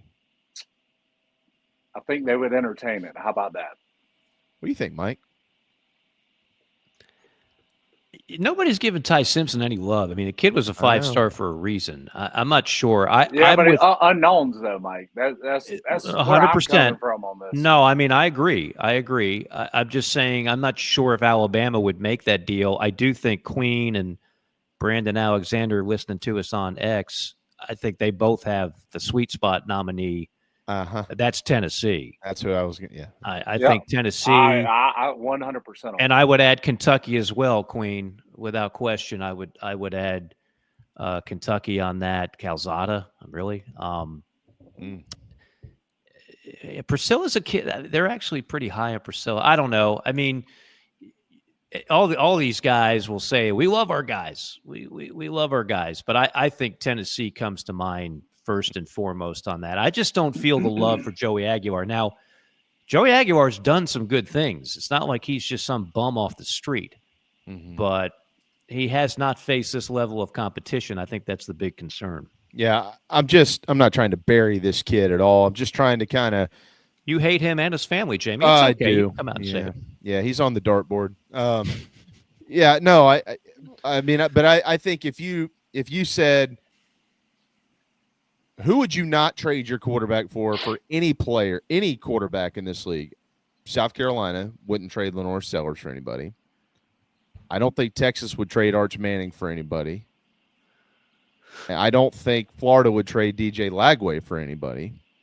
And the reasons for those, by the way, are twofold. Number one, they're really good players, but they're also young players. They have eligibility left. So if you're looking at it from like a pro perspective, like, I can get more miles out of this guy, although we all think that Sellers is gone. And then LSU wouldn't trade Nussmeier. Yeah, and LSU wouldn't trade Nussmeier. Those would be my four. Just firm. I think if you went to a place like A&M with Marcel Reed, for instance, or if you went to Auburn with Jackson Arnold. I'm not saying these kids are bad players. That's not what I'm saying at all. But I think if you went to Auburn and said, I'll trade you Arnold for LaNorris Sellers, they'd be like, can you send that paperwork over sooner than later? I'll give you another one. Oklahoma ain't trading John Mateer for anybody. Okay, They love that's them fair. some John Mateer. Yeah, that's fair. And everything that I've seen and heard, they have every right to love him. Like he's legit. Well, someone this morning picked him to win the Heisman on the SEC Network. I'm not going that far, but I'm just telling you, because you're not winning the Heisman like with 8 wins. You better be at least a 9-win team, and probably help your case if you win 10.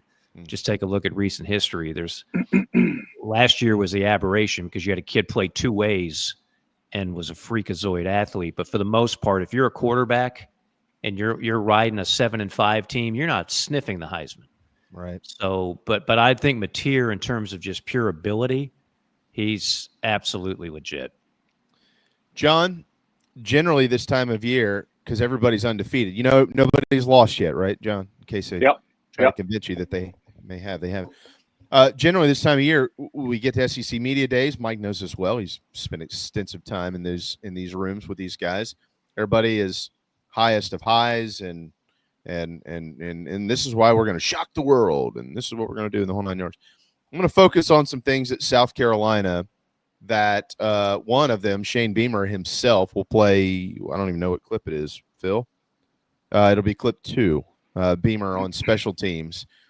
Shane Beamer asked about special teams yesterday, and he got cold water sherbet syndrome here, as he is at. I don't know if he's got it ready yet. He might not have it ready yet. JC will dump cold water on you when it comes to special teams in a heartbeat.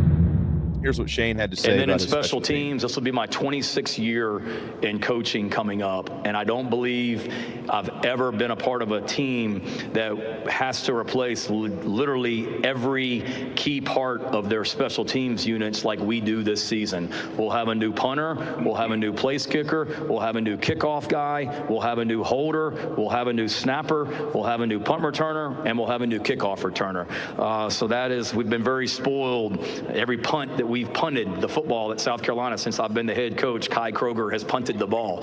So the first time we punt, and hopefully that won't be anytime soon, we'll have a new punter out there as well. But those are guys that are young and talented, and excited to see what we do in year 2 under Joe DeCamillis as our special teams coordinator. We've got to continue to be aggressive and opportunistic there. We've led the SEC in block kicks since 2021. I think he missed the kid that comes out and gets the tee off the field, John. But besides that, he painted the picture. You went through this in South Carolina. Describe in your words. Obviously, we all think we know how important special teams are, but especially under Shane Beamer, how very important they are to what he does as a head coach, and how hard it might be to replace all these guys. I mean, it's a very important part. I mean, it's won us some games since Beamer's been here, right? Special teams have won us some games just because of special teams. Now, it's lost us some too, but it's won us some big games here. I guess a month ago when we were on here, y'all brought up what's your biggest concern, and special teams were pretty much one of my top concerns for this football team because you have so many unknowns and unproven guys that are going to be taking over these very, very important roles. I mean, punting the ball and flipping the field on your opponent is a big deal. I mean, you just got to look at the statistics from where an offense starts, on which yard line of the field, and how the percentages just go up the closer you are to the end zone to score. So, I think it's a very, very big deal, but with Shane Beamer as your head coach and DeCamillis as your, special teams coach, it makes me feel better about it. But I think there's still a lot of unknowns on that specific group of players. I've never heard of that before either, Mike. No, I think the one that I'd be the most concerned about, and I think Shane would be, is still the kicker. Because, nothing can lose you a game quicker on special teams than a guy that can't make a kick. But all the other stuff is obviously important. I will say this. I think part of the reason why they're routinely so good at it is because the time they donate to it. And there's just a lot of programs and coaches that simply do not. You only have so many hours in a week. And Shane, just like his dad, there's a number of college teams don't even have a special teams coach. They just kind of hand those duties off to whoever. Yeah. So I think as long as he keeps it a priority, which he will, Carolina will still be good in special teams. But you never know what you're going to get with a new kicker. That's always the scary thing to me. Well, they could have a kicker and a punter this year with the same last name. I mean, Mason Love might be that guy. Yep. Based on what we saw in the spring game, and I've referenced this multiple times, I won't go back into the story, but if that's indicative of how they're doing things in practice with all the stuff that we don't see, and as you've already pointed out, John, if there's anything that can make you comfortable when it comes to having to replace all of that in a league, Mike, we've talked about the schedules, and Carolina's going to be in a lot of tight games this year. Let's be honest. I mean, 3 points could decide a lot of games on this schedule. If there's anything that can make you feel better about it, it is the fact that those guys are in charge. If you just had somebody that didn't care about special teams, I think that's when it starts to kind of get haywire. I do believe that we're probably looking at a warm-up period here. I think you're probably talking about 2 or 3 games before you start to feel comfortable overall with this unit. Would y'all agree with that? Yeah, 100%. I mean, I don't think they're going to come out of the gates and just be the best special teams unit in college football. They might still know how to block kicks, but kicking field goals and stuff like that. All right. The other side of this, and I think this is very important. Y'all, Mike, you know this guy. I've met him. I wouldn't ever sit here and lie to everybody and say that I know him. John, you know him. His name's Clayton White. He's a defensive coordinator for the South Carolina Gamecocks, and he's been here since Shane Beamer's been here. We listened yesterday to Nick Barrett and DQ Smith, who I personally have thought for a while these guys are ready for big-time years. And listen to Nick Barrett yesterday. He's just a guy I don't think that I want to be on his bad side. He's so locked in. I love that kid. I think he's going to be great this year for the Gamecocks. But one of the things that they were consistent in their message about, because they were asked, Mike, how many times have we talked about this? The word's out now. The draft happened in April. Oh, my God, they lost a lot of football players. And these guys were just like, nothing changes. You know, I don't know. I mean, we lost great players, but it's up to these guys to be great. And we've got the best coaches. Our system is our system. I think that's a big deal, John. And Clayton White's gotten a lot of heat since he's been here from time to time. Last year, it was a little bit less because they were winning games, and their defense is one of the best we've ever seen, in my opinion, at least in my lifetime. But a guy who's able to be – every single player on this team has played for Clayton White if you're on the defensive side of the football. I just find that to be incredibly important, much more important than how good somebody might think he is as a defensive coordinator. I think you can offset some of that with stability on your coaching staff, and he's the most stable side of the ball they've got. Yeah, I mean, obviously we got some new guys, you know, some transfers that are coming in that are going to be in the system for the first time. But, you know, a lot of the guys have been here 2+ years, and they've been around Clayton's system.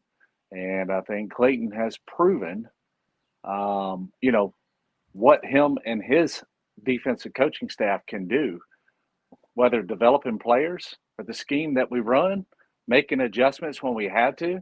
I mean, you know, I don't think anything – you go back to the 23 season, you know, we switched up defenses halfway through the season, and we went on a four-game winning streak.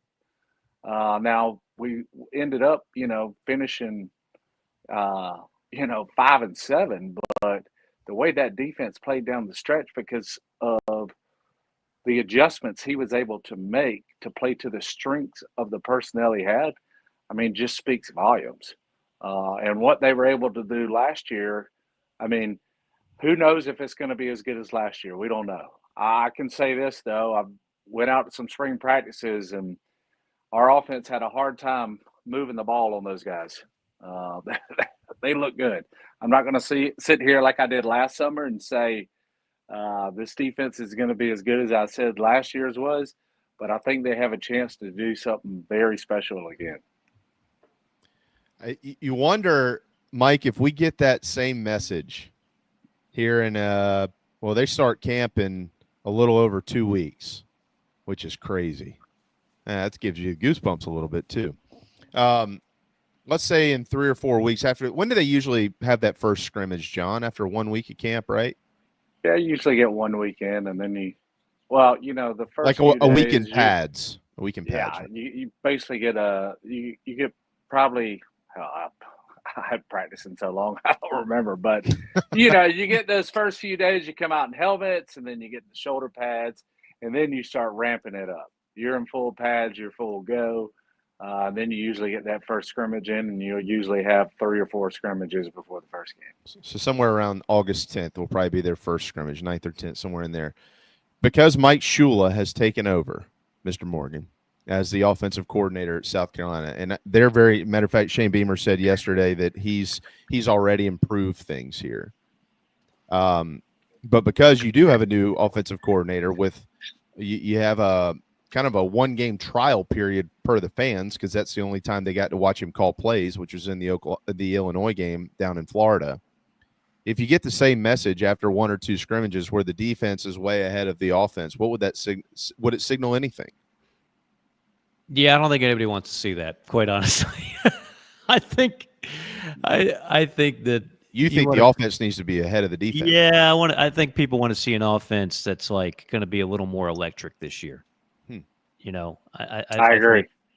I think people want to see, as I said, kind of the training wheels come off a little bit in the passing game. Want to see an offense that now has a legitimate Heisman Trophy candidate under center, taking complete control of things. Want to see a couple of these wide receivers that have a lot of stars next to their name make an impact now, not 2 years from now. And of course, we're still waiting on the Faison news, but if that does turn out well, want to see a guy that I think, because the focus has been so much of will he or won't he be eligible, man, put the tape on. He's a different breed than Rocket Sanders. He's not the big physical force that Rocket is, but he does offer some escapability and elusiveness that I think is unique and could be a major, major asset. So if that comes into play too, people are going to want to hear some good news about the offense, and it's just assume that the defense is still going to be good with some good returning talent, and Stewart, and I think Kilgore's got a chance to be a monster this year. So, I mean, I'd like to hear some positivity about the offense after that scrimmage. I feel like every year, I mean, this is a thing every year. You know that, right? When one side of the ball is good, that means the other side of the ball sucks. But I feel like it's which that's not what it actually means. This is what people think it means. But I feel like more times than not, at least at South Carolina, it's better when the defense is ahead of the offense. Those teams tend to win more games. Is that, you know what I'm saying, John? I mean, you've been there. Typically, yes, that's how it's went. I mean, that's how it went, during the Spurrier years. It's how it went even back when I played when we were really good. The defense has always been ahead of the offense because, the SEC has always been depicted as a defensive league, which for the majority of the years it has been, other than the Joe Burrow year where they just scored 50 points a game. That was a little different. But yeah, it's always been considered a defensive league. But man, if we can put a solid defense out on the field, and LaNorris and the offensive line and these receivers and running backs can all gel together, and if we can put up 35, 36 points a game, I think last year we were at 30, and that really came on later in the season. Man, it could be an exciting year. But you got to have a stout defense in the SEC. I mean, you have to. Well, and to Mike's point too, it's about players, right, Mike? And that's where you were going with that. Like, Spencer Rattler was here for 2 years, but I do think it's a little bit different walking in with a LaNorris Sellers. I mean, Carolina's never walked into a season like this with a guy like this who's getting all the hype and the praise and the whole 9 yards. You mentioned the points. It takes me back to baseball. And how many conversations I've had with baseball coaches over the years who are like, at the end of the day, it's about scoring runs. We can argue about batting average and whatever you want to argue about, but are you scoring runs or not? Are you scoring runs? So if you hit 260 as a team, but you scored 9 runs a game, you're probably winning a lot of games in baseball, aren't you? Well, in college football, I know that I'm not going to necessarily give out an equation, Mike, that's going to be directly related to that. But as John just put out a number, I think it's the first time we've even talked about a number. If this football team is scoring 35, 36 points per game, they're going to win a lot of football games. I don't think the defense is giving up 35 points per game. No. So, I mean, last year's team wasn't going to win a bunch of shootouts. The closest thing that was a shootout win was Missouri. Right? The final score on that one was 34-30. Mm-hmm. Came down, last possession, some clutch plays, and the offense really shined. I thought that was a great game for the offense. I'm not sure just how good Missouri's defense actually was. It's not the likes of some of the other ones you're going to see this year with LSU, Bama. I think Oklahoma's defense will be improved. I don't know about Ole Miss's. You lose Walter Nolan. Like, that was a portal defense with a lot of portal guys gone. I don't think they had the same success this year on the portal. But yeah, I at this point, as you mentioned, there's going to be a number of close games. I totally agree with that. And I think you're going to have to be able to win some games, not in the 24-20 range, but maybe more of the 34-30 range. So that's where the offense needs to take a step up. No matter how high you are on this year's defense, and there's plenty of reasons to be high on it, to expect it to be just as good as last year's, I'm not there, if we're being honest. I'm not either. Yeah, that defense was just historically good. It's something sometimes you don't realize just how damn good it was until it's gone. And a lot of those guys are gone. So if the defense does, to me, it's not a question of does it take a step back or not. It's how big a step. And the way to counter that is by the offense taking a step forward, which I think it is more than capable of doing. I'll tell you something. So last year I said the defense is going to have to carry the offense early in the season. And for the most part, it did until the offense kind of got going. Well, I think this year the offense is going to have to step up. Exactly. And be a little more consistent early in the season to let all these new guys gel, find their footing, get it all put together. So I think it's almost just the opposite of last year. Totally it's agree. the way I see it. And, I'd love to see the South Carolina offense we saw versus Texas A&M, where we had 600 yards, 265 rushing. LaNorris had 250 yards passing, or almost 300 yards passing. It was something crazy. I don't know. I would love to see that. And that A&M defense was legit last year. So if we can see something like that out of this offense consistently, it could be an exciting year. Week 1, which will be here before we know it. I was a little bit higher on Virginia Tech until I did my homework and realized who they replaced everybody that left in the portal on the defensive side of the football with, because the guys they got out of the portal, I don't think those guys are the dudes that they lost. But in saying that, week 1, as it stands right now in the middle of July, do you think South Carolina needs to score a bunch of points to win that game? I don't know if it's so much they need to win. I think they need to get some confidence into that offense. I don't want to go out there and see them winning 17-10. I want to see a little more out of this offense. I want to see the progression of these players, these young guys, all these guys we're expecting big things from. So that's just where my feeling is on that. Well, they only beat Old Dominion by 4 last year, and they ended up winning 9 games, Hey, I've said this, and I've said this since a player. That first game is always tricky because you never know what you got. And sometimes it takes time for it to come together. And there's no preseason. Yep, that's correct. No, we've had that debate. Hello, JC. Hey, what's going on? We filled up the bucket for you. The bucket of what? Yeah, well, Beamer went in detail about special teams yesterday, so we figured I don't want to talk about it.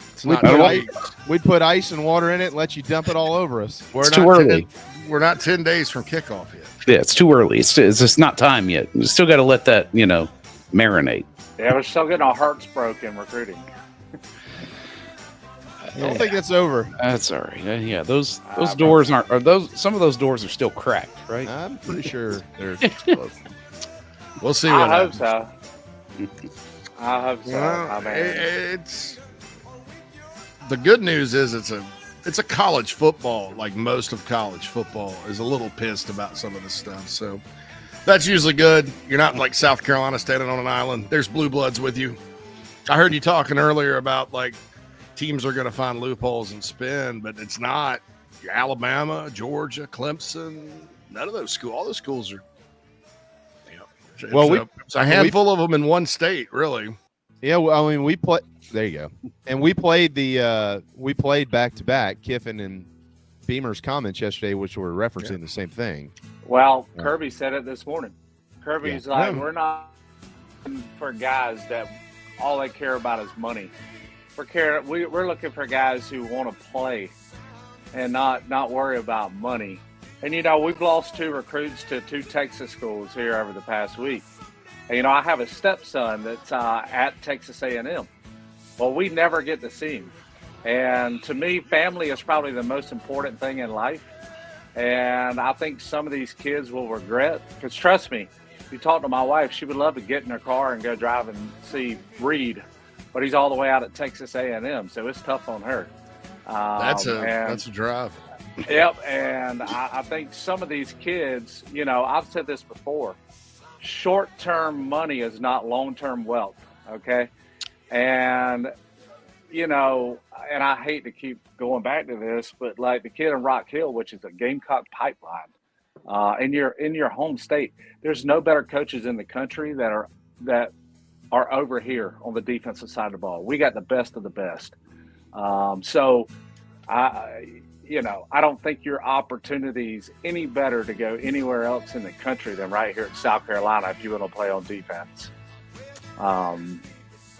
I don't know. It just baffles me, and I know, some people just don't have money and want money and need it now or whatever. And I don't even know if that's the case with some of these, but from some of the people I've talked to, I've heard that possibly is the case. So. Well, every situation's different. It is. The last 2 with the Texas schools, I mean, you're not talking about $100,000 a year, or you're talking about double, at least what most other programs, including Georgia, and I mean, look at the schools that were in the mix for these guys. It's not like it's like South Carolina, and then they're he really wanted to go here, but they're the lowest bidder, and we just want him to click his heels together and believe and, call up Scooby-Doo and freaking the Mystery Machine and pick South Carolina just because he loves it so much. That's not the case. There's a handful of, I don't want to call them bad actors, but there's some loophole. I even looked at the Texas NIL law, and it's arguably more restrictive than South Carolina's NIL. Right. So I don't know whether it's fake money, like Tupac said, and hit 'em up. Y'all know that song? Probably not, you 3. Yeah. That is not on the Are you joking? It's not on. We can't play "Hit 'Em Up" as buffer music, can we? Or maybe we can. Maybe I have an instrumental. I don't know. But no, it's either fake money or it's on possibilities. I guarantee you some of it is fake money, possibility, pipe dreams that probably never come to fruition. And I think that's why a lot of these guys wind up transferring out after a year somewhere. Yeah. But, I just think there's more to life than money, especially, a lot of these kids, they can just drive home, see their mom, their grandma, their dad, their sister, their brother, their family can come watch them easily. I think a lot of these guys, and I've heard both of these guys love South Carolina, but there's just other reasons. And there's more to life. Family is more important than having some short-term money. I promise you that. What if the family wants the extra money? That's what I'm sure they do. Well, in one case, not the kids that went to the 2 Texas schools lately. In one case recently, it was a highly developmental position. The kid wanted to come to South Carolina. If you look at his public comments, it's obvious.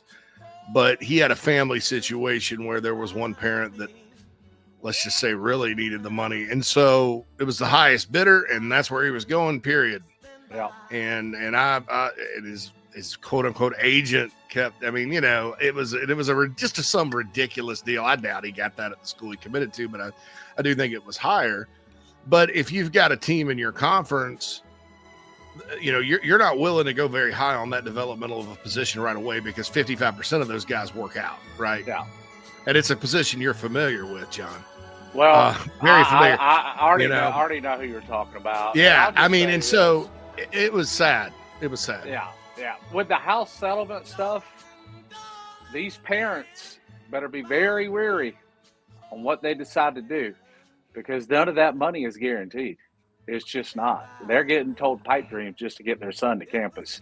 So they need to really, really do their research on this stuff because, having your son move 1,300 miles away that you're never going to be able to see and you don't get this money and you can't afford to go watch them play, you better think twice from whoring your kid out for money.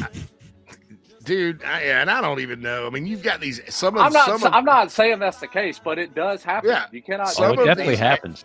Some of the agents that are involved aren't even real agents. That's part of the new federal. I mean, they're really ridiculous people. I mean, some of them are, and I think this about agents. I think a high school to college decision needs to really be made with the player and their family. Nobody needs to be taking 5% unless you're like Clowney or Lattimore or Adrian Peterson or Trevor Lawrence or somebody like that. That's he's a Jeremiah Smith. Maybe in that case. Now for the transfer portal, I do think representation is needed. I was listening to Bo Pribley of the Missouri quarterback yesterday. He said his agent handled the whole thing. That's that's more of an adult transaction. But you start pimping high school kids, man, and some of the numbers these people are throwing around, I'm like, you don't understand football. You don't understand the value of these guys. And yeah, hey, look, the kid that took the money because his family wanted to, he may go to wherever and be an All-American. But there's only a 55% chance of that happening. I don't know that if I were that school, I don't know, and I doubt that school put that much into it. But just because looking at who they have on their roster. And then you look at some of these rosters that these schools have and the portal people that they brought in, the players that are returning, that had to cost a pretty penny. Now, maybe they front-loaded 100% of that. Who knows? And maybe next year we won't see this egregiousness. But August 1st, they can send revenue share offers in writing. And Hugh Freeze mentioned this. There's a lot of people out there that think come August 1st, these guaranteed offers are going to be lower. If they're not, then the rest of college football needs to figure out whether they front loaded all of their this year, and so next year, and I don't know what the calendar works or what the loophole is, because it's up to, if there's a loophole that they're legally exploiting, then it's up to every other school, including the University of South Carolina, to figure out how to match those dollars. All is fair if it's above board, but it's just such a mystery. Everybody, is like, what the heck is going on? Mike, we hit on that earlier. I listened to part of it, man. You guys had a good run. Well, I mean, it's well, thank you for that, JC. We appreciate it. That's the thing. There's so many kids who have chosen June and July to commit. So many, more than we've ever seen before. And August 1 is when this stuff kicks in. So I'll be interested to see what actually happens during football season. Yep. How much of it ends up changing? It makes me feel bad for, by the way, guys. We're talking about parents and who need money and this. It makes me feel bad for the Central Florida kicker who's doing all those trick shots and he got banned by the NCAA for wearing the Central Florida jersey. Remember that story years ago? Yeah. That poor kid. Whatever happened to him? He was like sending money back to the Bahamas. They were broke and he got in trouble for it. Ridiculous. That's why the courts hate the NCAA. Hey, did I hear great videos? Did I hear y'all were going to have my old Senior Bowl roommate on JC and Morgan? We're working on it. Yeah, I have his contact info from a guy who interviewed him. He actually showed up at Big 12 Media Days. So you had the coaches, you had the players, and you had him. And I'm telling you, there were people lining up to interview that guy. Oh, I'm sure. I mean, I haven't talked to him in 20 years, but that'd be interesting if y'all got him on. I'd love to hear that. Yeah. The name is we got. Who are we talking about? Sugar Raider. Cody Campbell. Cody. Yeah. Oh, Cody Campbell. Yeah. Okay. Great. Yeah, I'd love to talk to that. That's right. I remember. Actually, if y'all get him on, on, let me come on with you. Yeah. Come on. We got Phil Steele on JC and Morgan. Phil Steele tomorrow. We start at what, JC? 9:30. When are we kicking off? I think the show will start at 9:15, 9 o'clock. I'll put I put the schedule out every morning. Right. I got to figure that out because it's an hour earlier for me. Yes, but I don't go to bingo on Tuesday nights anymore, so I'm fine. I get up early. That's a good thing. Okay, well, good. Yeah, the Tuesday night bingo was kicking my butt, so I needed. I stopped that last summer. So. Well, and you sold all your beer in a yard sale, so things are looking up for you. There you go. Hey, if you know a buyer, JC, I'm still sitting on an unopened 12-pack of Miller Lights myself. So send that guy down this way, still, man, and tell him it's fresh. I've got Atari Pac-Man somewhere. Atlanta. $5, man. Put it on the marketplace. See what happens. So yeah, but yeah, it's good. It's about here. I'm actually kind of now looking forward to going to Atlanta, and I'm getting kind of excited about the season started, and hopefully we can stop talking about all this money crap. I mean, and it's a product of things happening specifically to Carolina, and then a bad basketball season, a bad baseball season. That's all we've had to talk about, and it's dominated college football discussion. Like on JC and Morgan last episode, we didn't even talk about it. And hopefully tomorrow we won't either. We're avoiding it. We're in a no. I am sick of all this, but it's relevant based on it is. Yeah, it's relevant. You can't avoid it. Every coach has been asking at SEC Media Day so far, and Kirby just touched on it earlier. He said the same thing Beamer said yesterday. We're not interested in players that only want money. We're interested in guys who actually want to be here. Mike Elko was bitching up a storm last offseason about all this. Money, blah, blah, blah. And I like him as a coach. And then all of a sudden, they get in the portal and pay a above average slot receiver $1 million.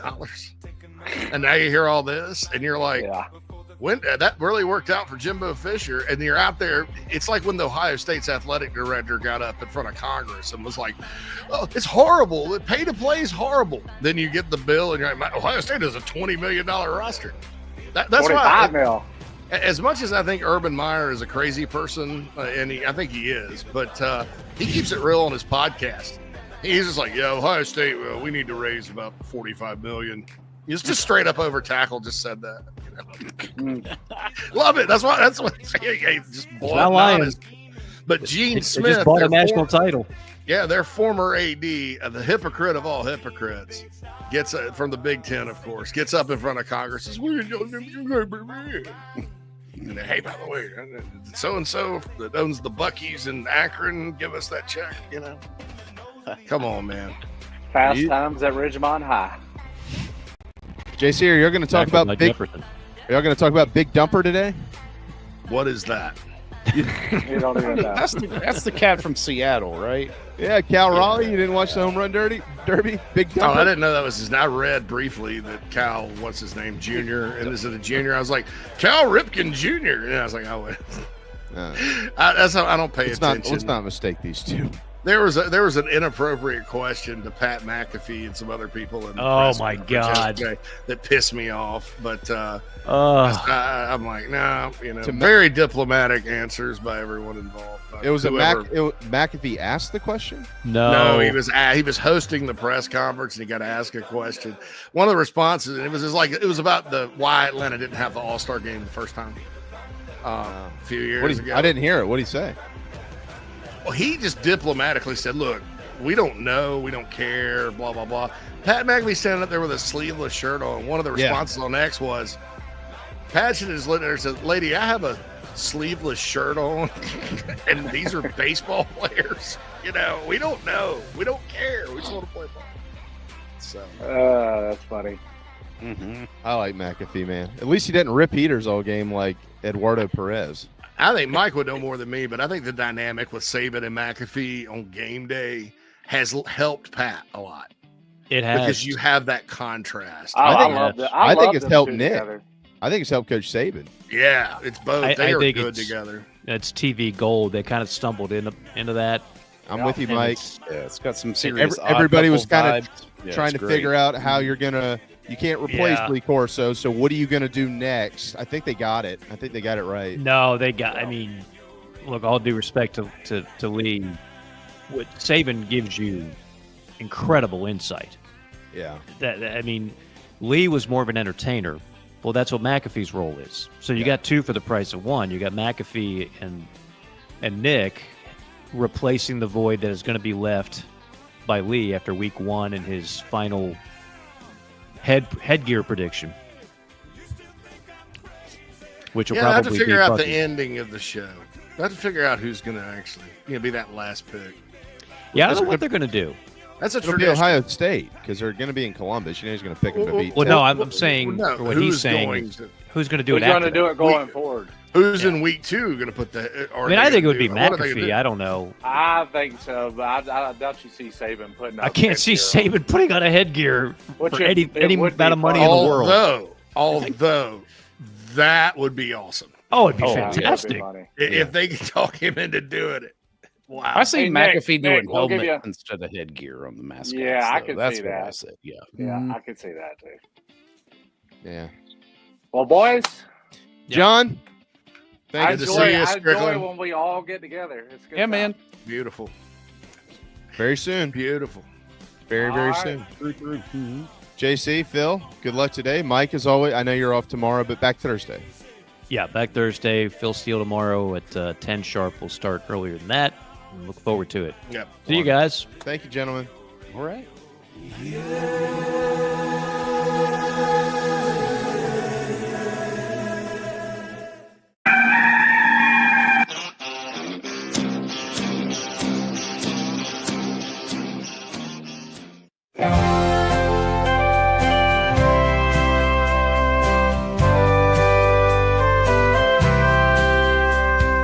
I should not have screamed in terror that fine day.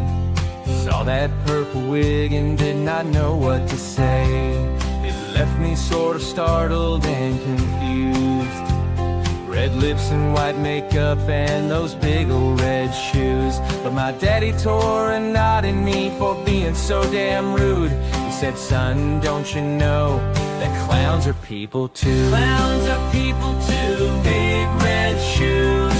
Clowns are people too. Don't be rude. If you weren't a bit lucky, then this could easily be you. I met your mom when she was up on that old trapeze. What can I say but hey, I had a thing for circus freaks.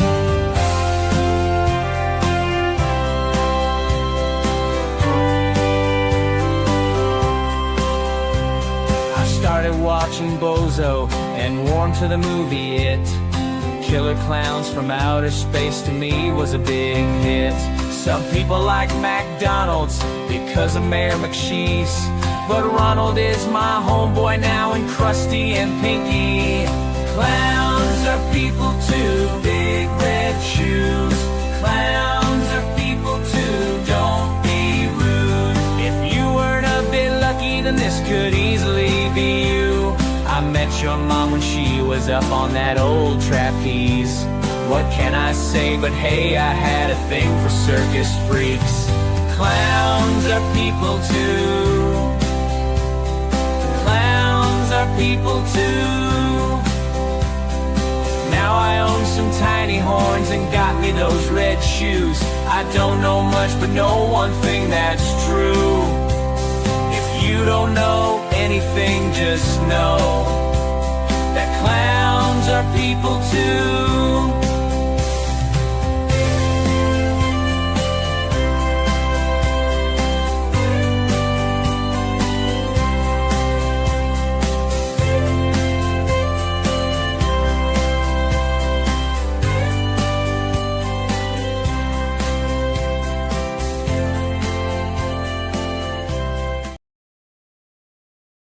Welcome to Inside the Gamecocks, the show, part of the Chief Sports Network. Mad Dog's upstate raised and reared up near the tater patch. He flirted with that upstate team, now bleeds garnet and black. It's been almost almost 2 decades since JC started Big Spur. He may live outside of Chicago, but he's all Spartanburg. It's the show, the Gamecock Show. ITG, Phil and JC, it's the show.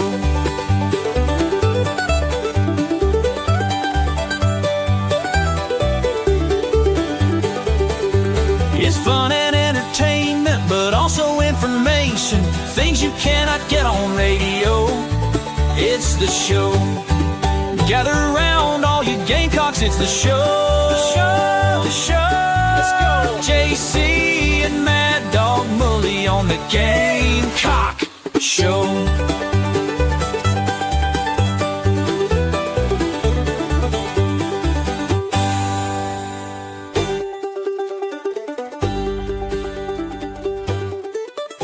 Welcome in, everybody. It is Inside the Gamecocks, the show, firing off here on a terrible Tuesday, as we like to refer to it around here. Although I'm considering having, the taco night this evening, which I think might try to, end it on a good note.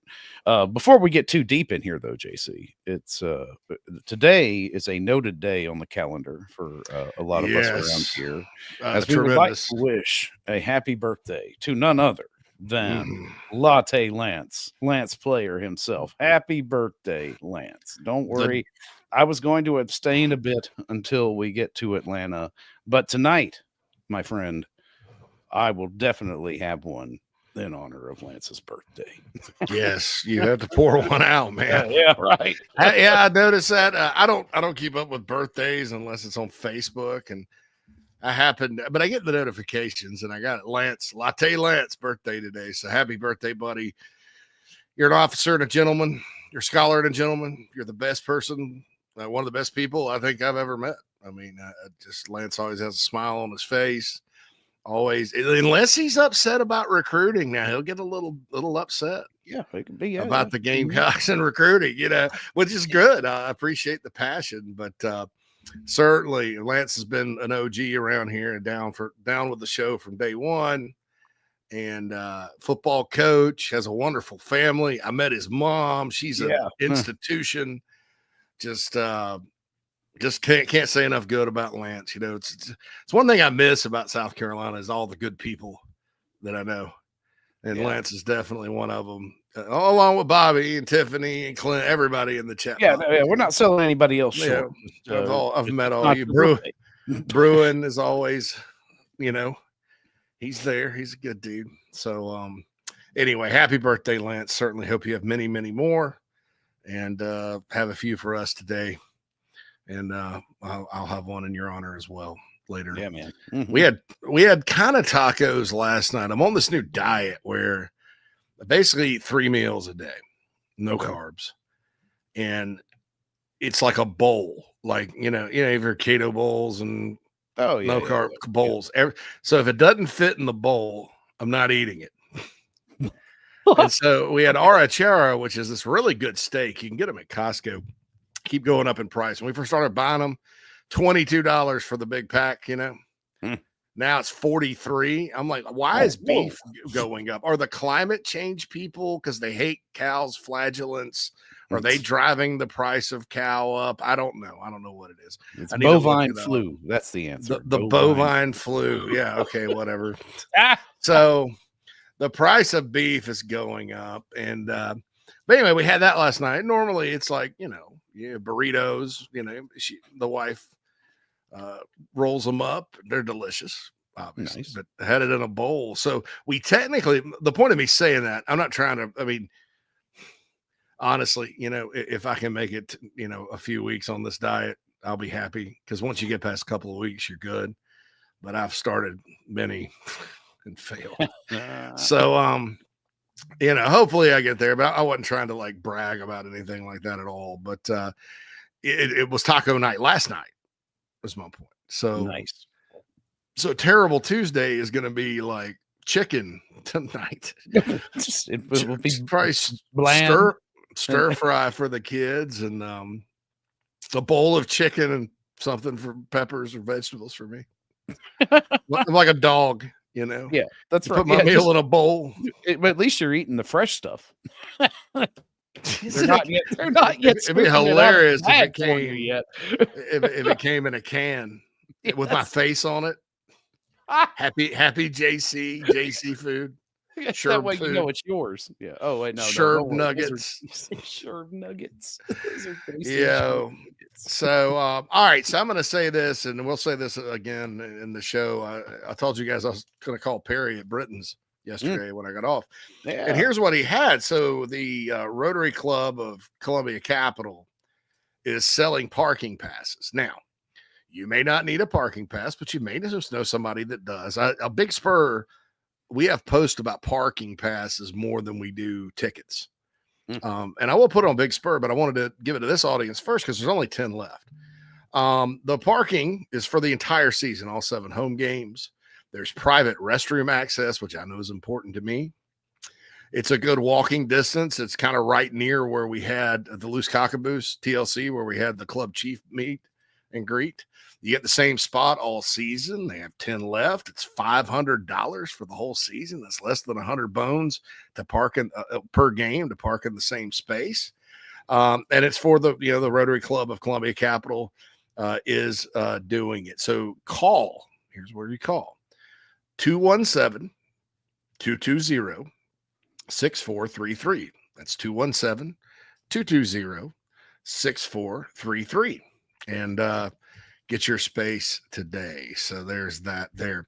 Clint asked in the Atlanta Sports chat box, where is everyone staying in Atlanta? Marriott beside Lenox Mall. I may be there because I've got a Bonvoy account. Let me move to the middle of the circle, Phil, since I'm in the circle there. Well, I was trying to. I'll fix that. Give me just. It's a circle of life. There, that's what I was trying to do. There we There's go. the Rotary All right, info. the Rotary All right, info. we'll get there. But yeah, so all that stuff, the 21 Carlin, I don't know if the 3 groups thing is available or not. Maybe it is, but the address is 907 Garland Drive. $500 again, 217-220-6433.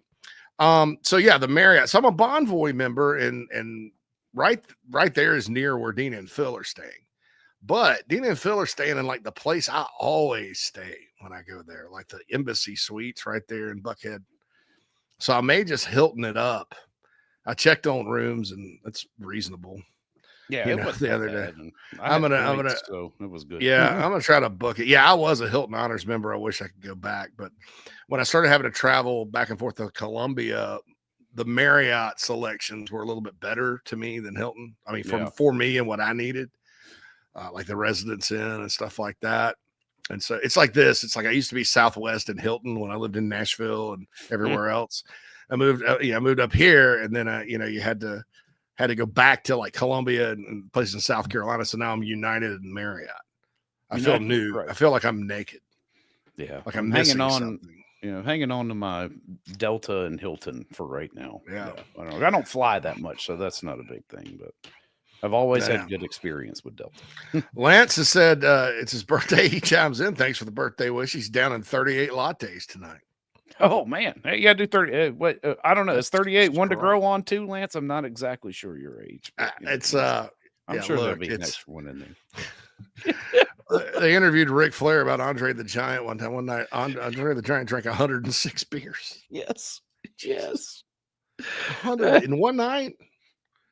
We're not that prolific of drinkers around here. Of course, we're not, 7 feet tall and almost 4 pounds. Dude, yeah, right. He's got he's about to get there. Yeah, and Clint makes up a good point. It's right beside the MARTA. So is there's a stop right near.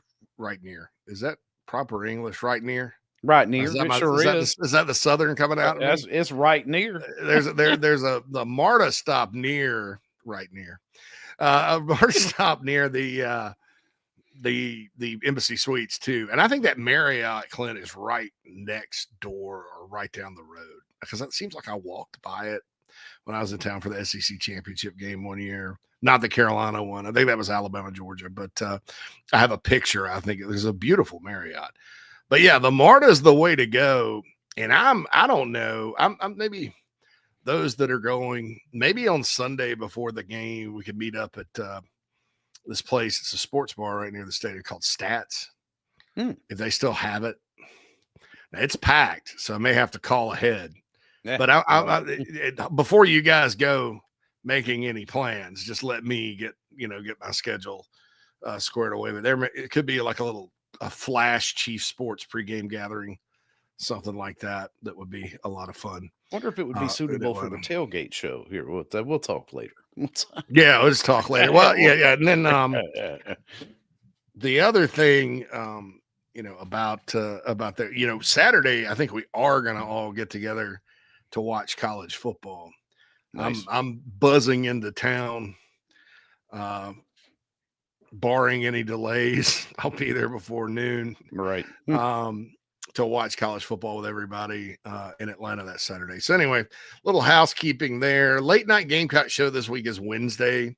I know that the promos say Tuesday. I got to talk to Matt and Alex about that. It probably does need to be on Tuesdays most nights, but Matt Anderson will also join us on Friday as long as his schedule permits. And don't forget, we have the Smorgasbord Thursday. That's with right. Alex. So those two guys, they have a great show and all that. So back to the Nana Sports chat box.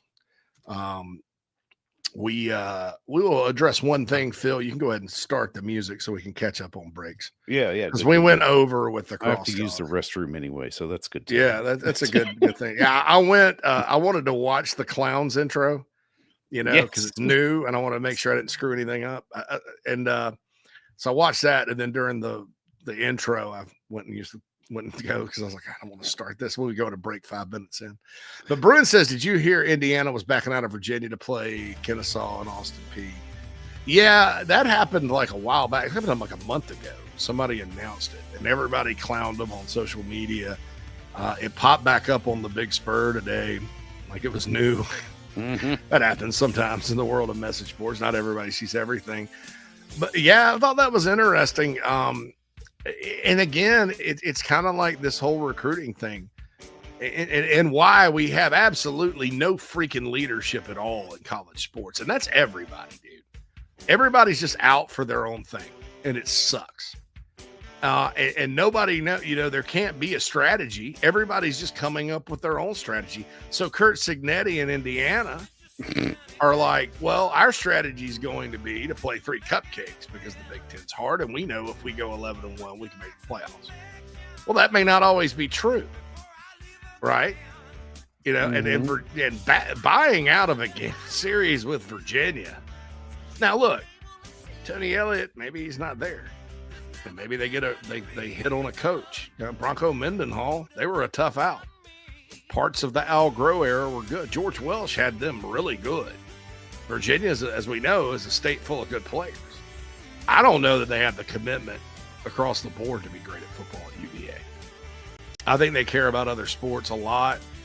It's not a very big school. It's a rich school. It's not very big. But yeah, they got punked. Indiana got punked with it. But, my entire issue with Indiana football is last season. And that was last season. Some people are like 8-9 wins this year. I don't know. I mean, I know they got the quarterback from Cal who's pretty good. He's a tough player. But the schedule's a little tougher this year for the Hoosiers. Now, one thing I will say, they brought back their old school mascot from the 50s, the bison or buffalo or whatever. Nice. Apparently, they used to have a bison, or is it a bison or buffalo? Anyway, I call them bison. That's what they brought that back. Like, I guess they used to kind of like Ole Miss has the bear, right? The Rebels mascot, the Rebel Bear. The Hoosiers used to have a bison because they're one of the few schools that just doesn't have a mascot. Like Virginia Tech is the Hokies. A Hokie is not a turkey, but their mascot Hokie Bird is somewhat of a turkey because their other nickname, kind of like Auburn, is the Gobblers. Auburn has the War Eagle. War Eagle. That is a saying though, not an actual eagle. But they do have an actual eagle. See how confusing college football is. If you were an alien and you, or let's say, all right. So everybody talks about AI, the AI revolution, right? one of the hardest things AI is going to learn is college football, if it's sports related. I think the pro leagues, Major League Baseball, all that stuff, it's pretty easy to digest the data and learn. This is confusing as hell. Yeah. You know, because it's like there's no logic to a lot of it. Like until 1997, we all just let the media vote on who was the national champion. We'll just let the writers vote. And they sometimes the best two teams never played. You know? So, oh well, you know, it's okay. Yeah, that's fine. Because we have the Rose Bowl, and the best two teams didn't play. We just vote. Yay! It's a beauty contest. It is. And then years later, when there's a 12-team playoff, the people in the room still are voting like it's a beauty contest. Pretty record syndrome. Yeah, they were talking about the difference in Missouri and Carolina's records in the morning show. Yeah, I called that. Yeah, I'm like, okay, it'll probably be a top 15 matchup if both teams roll in there 3-0. But those 3-0s in week 4 are going to be completely different from each other if they are. I thought Mike and Jamie disrespected the Kansas Jayhawks football team. Remember how they became like they got off to a bad start, lost a lot of close games, and then became but giant. then caught on. Yeah. Mm-hmm. And their coach is, you know, really good. Lance. Speaking of Lances, let's leave. Yeah. Yeah. I mean, and they hate Missouri, and Missouri hates them. That's a more intense rivalry than people think. Yeah. Like they freaking hate each other. But it's in Como, and Missouri's got such a good. They got a lot of good players, so I don't know. But yeah, it's Carolina. Good to see Missouri throw a Big 12 conference game in there early. Yeah, and they balled out of they had Illinois is kind of it's not a rivalry. It's more of a rivalry basketball. It's a border war though. They used to play in St. Louis to open the season during the Zook era. But they had 6 games scheduled with Illinois. They balled out of 2 of them, but they still are playing 4. It's home and home, not in St. Louis. So yeah, we'll see sort of what happens there. But yeah, so we're going to talk about scheduling and stuff like that. Don't forget, like I said, if you're interested in those Rotary Club of Columbia Capital parking spaces, you can hit the music fill if you'd like. Call 217-220-6433. There's only 10 left. So if you want that, hit everybody up. Also want to give a shout out to Tony Pope State Farm Insurance, one of our major sponsors here. Tony and his agency were recently named #1 in the state of South Carolina as far as insurance agencies go. Also beyond South Carolina, if you're a Gamecock and you're in North Carolina or Georgia and you want to support the cause and get some really quality, good insurance, ask Phil. Things get handled quick at Tony Pope State Farm. Log on to TonyPope.com today or give them a call. Their number's on the website. And switch your insurance over. Home, life, auto, whatever you need. Do we not have any music? No, it's playing. Can you not hear it? No. Oh, it's just playing for me then. Here. Yes. You are an audience of one, Phil. That's right. Mad Dog. All right, so we're going to hit a break. Mad Dog's going to fix the music. I'm sitting here waiting for the cue. I'm like, you know, I've been playing music for 5 minutes. Maybe oh, really? Yeah. Hey, audience. That's crazy. Hey, we'll ask the chat boxers. Did you guys hear the Is anybody else hearing music? Anybody else hear the music? Let us know. We'll be back after this on the show.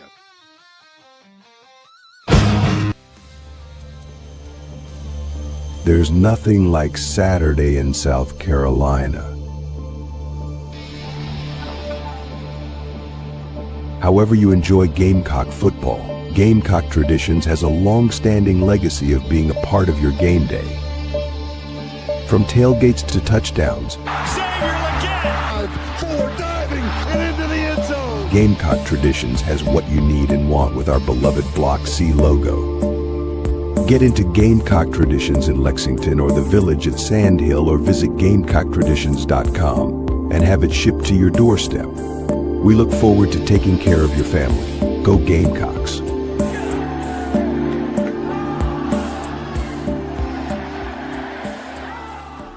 Are your wood floors dirty, scratched, worn, or unsightly? Refinish your hardwood floors with Recoat Revolution, your solution for dull wood floors that need an upgrade. Our one-day, dustless, wood floor finishing process is simple, effective, and affordable. Our goal is to serve as many customers as possible, so give us a call in South Carolina, 803-397-1365, or visit us at recoatrevolution.com. Go Gamecocks! Nana's Porch presents a Southern staple delivered right to your doorstep. Nana's Porch locally crafted pimento cheese has been a hit for years at weddings, tailgates, and other events. Now you can order online and have it sent to your home. Visit nanasporch.com. That's nanasporch.com and click the pimento cheese tab to choose between their original pimento cheese and their jalapeno smoked pimento cheese set. nanasporch.com, man, that's good.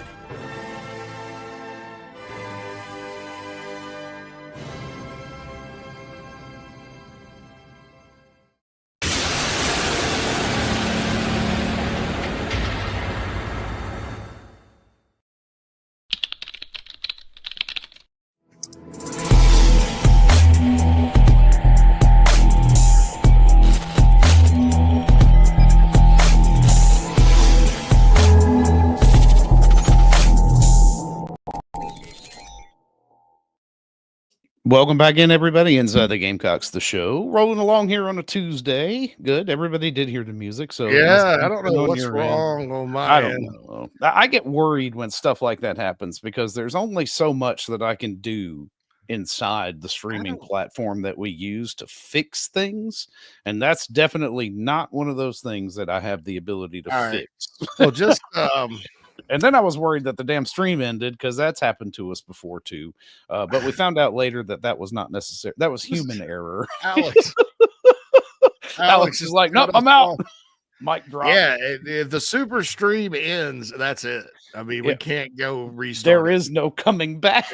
No, there's no coming back. So if you're ever watching us and we end abruptly, that means the show's over. Right. Yeah, Show's we'll over, get you boys. tomorrow. Show's See you over tomorrow. boys. So Send us an yeah, email well, if we have music again, I don't know. I mean, my headphones came unplugged right before we went on. So I tried to plug them back in. Maybe it's my mic. I don't know why. I hear everything else fine. I hear you fine. Yeah, it doesn't make any sense, but it's just been like StreamYard made a ton of changes like on the back end over the past 2 weeks, and it's been a little bit of a learning curve to get around here to get back into things. And yeah, that's can't do as much as I used to with the way things are laid out. Anyway, that's a bunch of crap. Who cares? Yeah, it's just kind of weird. Mm-hmm. So yeah, so everybody says yes. It was Eminence Front. I like that song. There was, yeah. I brought it back. Mike Morgan's old theme music. So anyway, but yeah, as far as the scheduling goes, look, and look, I understand people have opinions.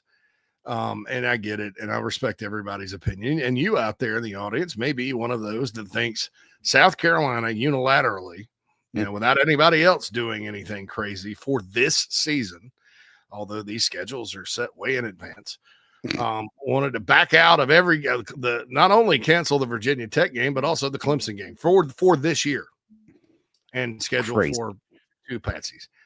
Number one, unless it's like everybody's doing that, or at least a handful, you can't do that. That's the softest, worst decision that could ever be made. Not to mention, everybody needs money, right? By the way, speaking of money, I told you guys it's a handful of actors, right, with this high school recruiting stuff, right? Grayson High School 5-star linebacker Tyler Ackes, and guess where he just committed to over Clemson and Georgia? Texas Tech? Nope. No, okay. I'm sorry. I had a pretty good.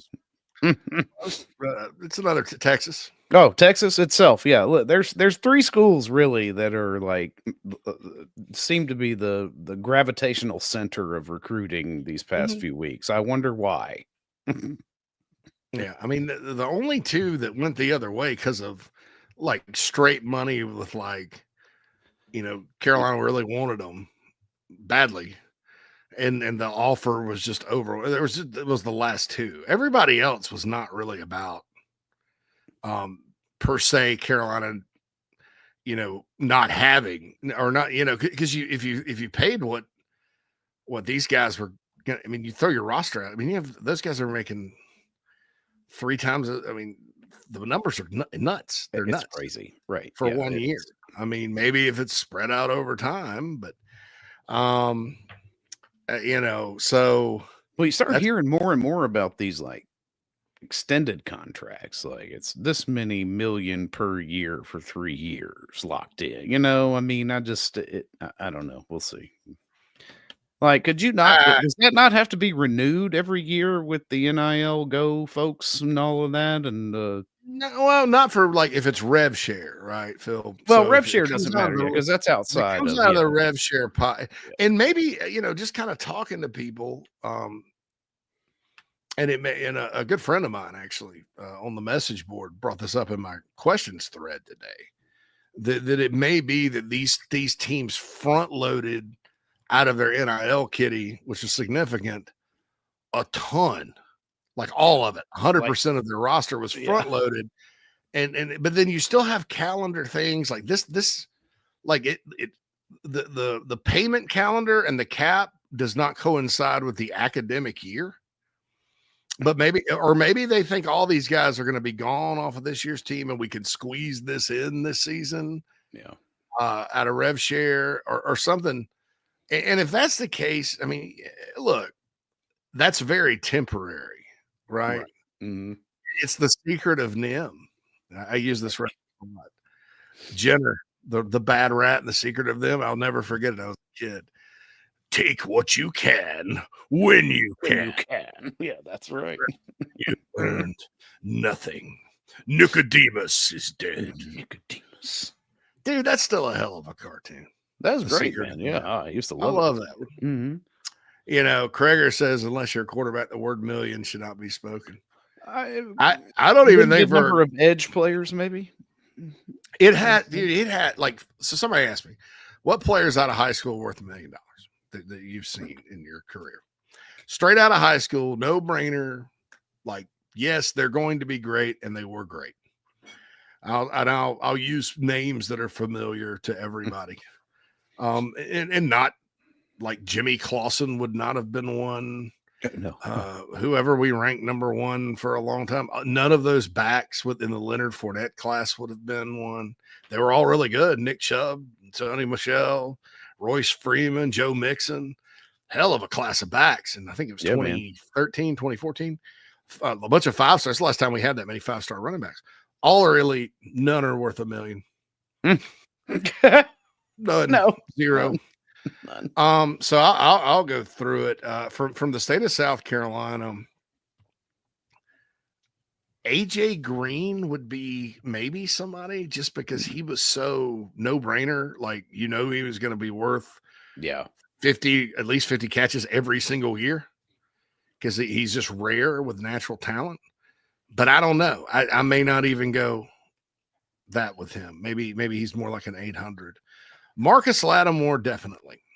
Because with Marcus, look at the impact he made, and he would have made an impact anywhere he went. Penn State was in the mix for him. I mean, he would have elevated. Joe Paterno may have won another national title had they had Marcus Lattimore. But look at what the difference he made. Carolina had the same team coming back, basically, a few pieces here and there. And it went from 7 wins, which is what they normally were, to a team that won the SEC East. And in the biggest game of the year to win the SEC East, he went the crap off. And he went off against Georgia, and he played well, almost 100 yards against Bama in that win. He was totally a difference maker. What is the value of what he brought to the table performance-wise and also through winning? Way more than $1 million. Jadeveon Clowney would have been one. He's one of the best people I've ever seen. And Eric Hyman, the athletic director at the time, mentioned when he committed on Valentine's Day that was worth $15 million free publicity for the university. Publicity, right. That you would have had to go on paid for. Adrian Peterson, Clint mentions, and I am aligned with him on that. Look at what he did right off the bat. Trevor Lawrence would be a guy. Trevor Lawrence, I know he didn't start the beginning of the year, but as a true freshman, look at the difference he made for Clemson and they were rolling before. I mean, I've never seen a team bench a starting quarterback after a 73-7 win over Tech. Right. Yeah. But they had to go with him, and they had to be fair to Kelly Bryant. And look how good he was. I mean, that guy was unbelievable. So Trevor Lawrence may be one. Arch Manning would not. Of course, and here's another thing about Texas people aren't considering. I read somewhere they're not paying Arch Manning NIL money. He makes enough on his own. Right. So maybe they get a discount there, and that's where they're finding this. But all those things are temporary. But, very, very few. Clowney, Clint mentioned Myles Garrett. I would have to think about Myles Garrett. Obviously he was number one recruit, and then he was number one in the draft. And before Clowney, the last person to do that was before the internet era, and it was Peyton Manning. So, yeah, maybe on that one. I'm trying to think of anybody. Jeremiah Smith more recently. Well, he's the interesting case, right? Like, is that your $2 million man, right? Or I mean, he's the $2 one million that was now. brought up. Yeah, right. I don't know that they brought. No, I'm sure he had to play his way into that. I mean, Ohio State did a good thing last year. That's why they went into debt. They got all the guys that would have been late round draft picks to come back, right? Because they paid them, and then they just selectively got Judkins and the safety from Bama, and then they added Smith from the high school ranks, and he's good enough. I mean, he's a stud. Sammy Watkins, and there was a lot of like different opinions on Sammy coming out, and we ranked him number one receiver in the country and 5 stars. We were absolutely right. And people from scout.com made fun of us and said, this is a slot receiver. Yeah, he is a slot receiver, but he's a damn good one. Right. Maybe not the best pro, but at Clemson, he wasn't a freshman All-American his first year. He was an All-American, No, with LaNorris Sellers, I always thought he's really good, and I didn't know what people were missing on him. But it wasn't a no-brainer at the time. So, probably not. Dylan Stewart, knowing what I know now after watching him play, probably. Because there's just not, I've never seen a guy, and to me, it's always like, have you seen this before? Is this so, it's like diamonds.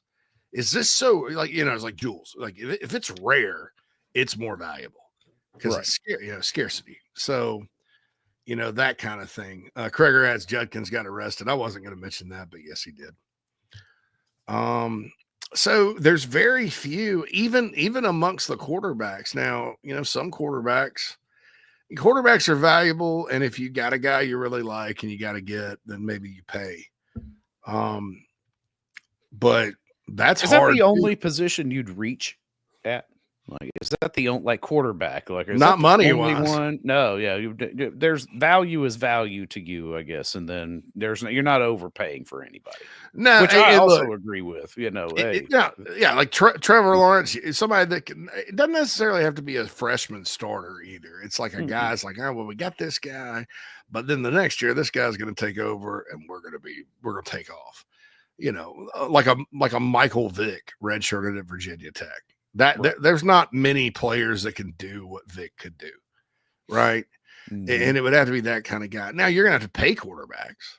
Don't get me wrong. But the thing is, you're better suited. There's so, and with quarterback too, it's like with the portal. There's a good. I say this all the time. There's a long recent history going back to like Baker Mayfield and Kyler Murray at Oklahoma and Jalen Hurts at Oklahoma and Joe Burrow from LSU. There's just a long line of even before the portal era transfer quarterbacks making a huge impact. Because what schools like Ohio State do is they just stack them year after year after year, and they know 3 are going to transfer. And so they take the top 2 and move on. Now look at how good Kyle McCord was for Syracuse last year. Yeah. That's worth it. I mean, and so out of the portal, it's worth spending some money if you have a need. Now, Carolina's a little bit blessed to have LaNorris Sellers. It's very blessed to have Spencer Rattler and LaNorris Sellers back to back. And if they get Landon Duckworth and he comes out of the pack with Cutter Woods, who I really like, and Aaron Nolan, who I also like, when that time comes, then they'll have back to back to back. Yeah. I mean, that's this program has had years where they've had quarterback issues. Right. I mean, let's be honest. Yeah, we're in unprecedented quarterback territory right now. Yeah, I mean, you just don't have guys Rattler and Sellers back. I mean, that's big. That's a big time deal. Right. And I hate Spencer's final year went like it did, but it wasn't anybody's fault that the whole offensive line got hurt, Jeez, right. In the chat box, Kreger mentioned Kyle McCord. Yeah, at Syracuse last year. I ended up doing it. Lance says, y'all, I'm watching Lost Boys tonight in honor of my birthday. It came out the year and month I was born. Nice. We watched Lost Boys over the break, actually. I feel old now. I know. Shout out to the Rob Brown Show. Yeah, Rob from upstate. Upstate. Yeah, that'll be the first and last plug you'll ever hear for them up here. Yeah, but we love Rob Brown. Yeah, I like Rob. We love Rob.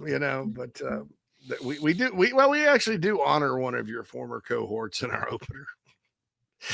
That's true. You got to look. Which I thought was funny. Like after we started running that, and then I saw Rob Brown pop in. I was like, I was like, wow, that's funny. We got them all. But he's no longer there. But shout out to Rob. He's at SEC Media Days. So one of these years we're going to set up down there. Depending, I just don't like going to Hoover. Atlanta was the spot. Like I think, this year would have been good. It'll come back to Atlanta though, but Dallas would be fine too. I mean, I don't care. But, I like Dallas. That's a flight for everybody, except all of us. I ate at a really good Brazilian steakhouse down there. Really, was it Dallas? Fogo de It was Chao? not a Fogo de Chao. It was something I don't remember, but it was delicious. Fogo de Chao is lovely. Then we have the ripoff Fogo de Chao. It's funny because the ripoff Fogo de Chao is like called Tejas de Brazil. Oh, that we have one of those in Greenville. Yeah, it's at the mall. Yeah, dude. Yeah, they're at the mall. And it's good. It's decent fare, and it's cheaper than Fogo de Chao. Fogo de Chao's got a white tablecloth and all kinds of little fancy things you pay for. But they opened a Fogo de Chao right across the street. Like you got the mall, you got the parking lot, you got the side road. And Foga is like right there where a furniture store used to be at the mall. Nice. They just opened it. So the Tejas de Brazil people may be out. Yeah, a Brazilian steakhouse is right up mine. First time I ate at one. Oh, me too. Gosh, I was older. It's like 2012. First time I ate at one out in Vegas. It was a Fogo de Chao during our March Madness tournament. And a buddy of mine who shall remain nameless, he ate too much meat and got the poops. So we were out there watching the evening games, and he's in the bathroom. Yeah. So it's kind of crazy. So start the music. Have you started it yet? I have. Are you not hearing it? No. That's wild. I think it's got to be on StreamYard's end, dude. I don't think it's on mine. Got to be some kind of glitchy something. Because if you can hear every other thing on the audio, then there's just some reason why it can't. I'm not getting it. So hold on. I'm going to be silent for a second and see if I can hear it. Like maybe it's... No, I hear nothing. What song are you playing? Sabotage. So, I mean, I thought it would appropriate here. Yeah, no doubt.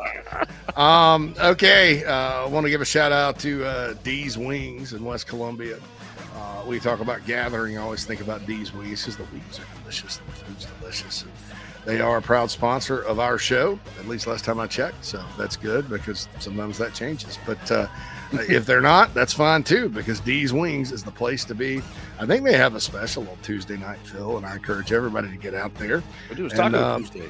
Taco Tuesday at D's Wings. And we love D's and all that good stuff. Once again, the number for those parking spaces right there near Carolina Walk, 217-220-6433, $500 for the whole season.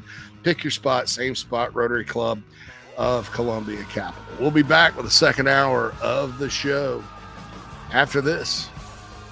I said, oh, Lord Jesus, it's a fire. Ain't nobody got time for that. Disaster comes uninformed. During and after natural disasters or accidents, there can be a heavy loss to property. It can become extremely difficult to bounce back to what you knew before. Having your home or office destroyed or damaged by water, fire, smoke, or mold affects your personal and business lifestyle. Resto Pros of the Midlands is here to help. Open 24/7. Call them when you need them. 803-493-0170.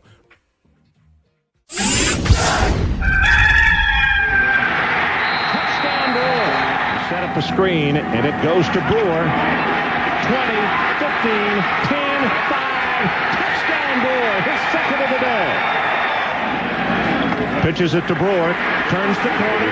Touchdown, number 3 of the afternoon.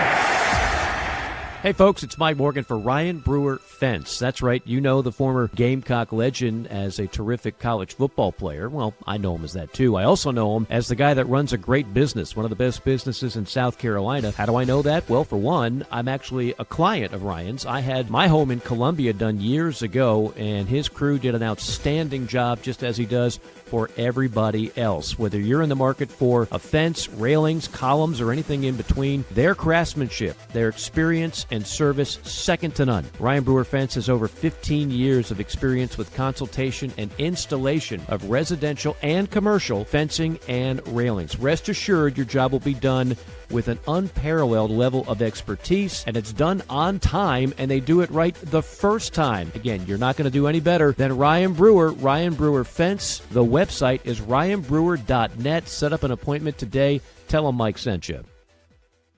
This is Larry Leitner, owner and founder of Midstate Roofing, and for nearly 30 years, we've continued to be the proven leader in the roofing and waterproofing industry. Midstate Roofing's proven history is your assurance that our professionals at Midstate Roofing will provide the proper advice, service, and results to the needs of your facility in a manner both safe and pleasing to your operation. From high-rise to hospitals, manufacturing to industrial, Midstate Roofing designs and installs bonded systems with a protective guarantee that will keep your operation dry and running long into the future. 24 hours a day, 7 days a week. And this is Blake Leitner, reminding you to protect that roof with a maintenance contract. Call me today at 803-356-1919 or online at midstateroofing.com. And as always, tell them Midstate Twins. If you have a leak, let Midstate Roofing take a peek.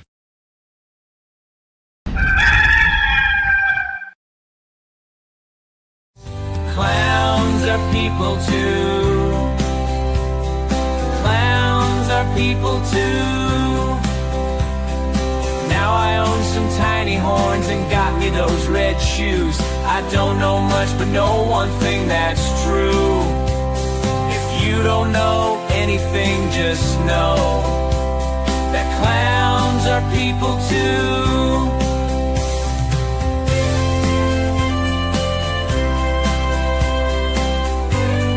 Now back to the clowns on the Chief Sports Network.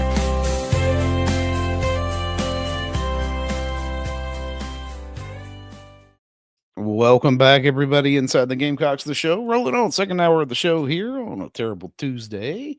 But one thing that'll brighten your day is if you have yet to go to thebigspur.com this morning. What are you doing with your life? But today, or not today, but now is the time to discuss our poll du jour. What is the poll du jour? It's the poll of the day. Yeah. Thanks. Sorry, I was texting when we came back. I've got to take the stepson to an eye doctor appointment. And I got to get my eyes checked too. Oh, no. Well, no, I mean, it's time for new glasses. I think I've had these glasses for a couple of years now. Oh, right on. Okay. It's about time to do it. Yeah. I mean, like I got them when I was on my old health insurance. So I'm looking forward to the steep discount that my wife's health insurance gives me. Right. Yeah. Right. I'm trying to do the same on my end. Yeah. You know, I just noticed that the vision is starting to get a little fuzzy up close. I don't know. Is that nearsightedness? Farsightedness? That's farsight. Yeah. Whatever it is. I'm nearsighted. I'm calling it age. I would wear contacts more often, but like when I'm looking at my phone now, I have to take my glasses off. Yes. It's insane. I know. And it's insane. So anyway, poll du jour. Yeah, here we are. Look, I got a graphic. Awesome. So last year, Carolina had a good defense, right? I haven't even gone back and looked at the stats until recently. God, they were 16th in total defense last year nationally. Yeah. They were up there in just about all the categories and certainly had some dominant performances in individual games. So the poll is yours, and Phil, you can check out and read us off the results so far. One game was so the choices are Kentucky. That game was huge. Keep in mind, because coming off the Old Dominion thing, everybody was depressed. Yes. That was one of the best days of my football watching life. I'll tell the story real quick. They were having that ESPN Disney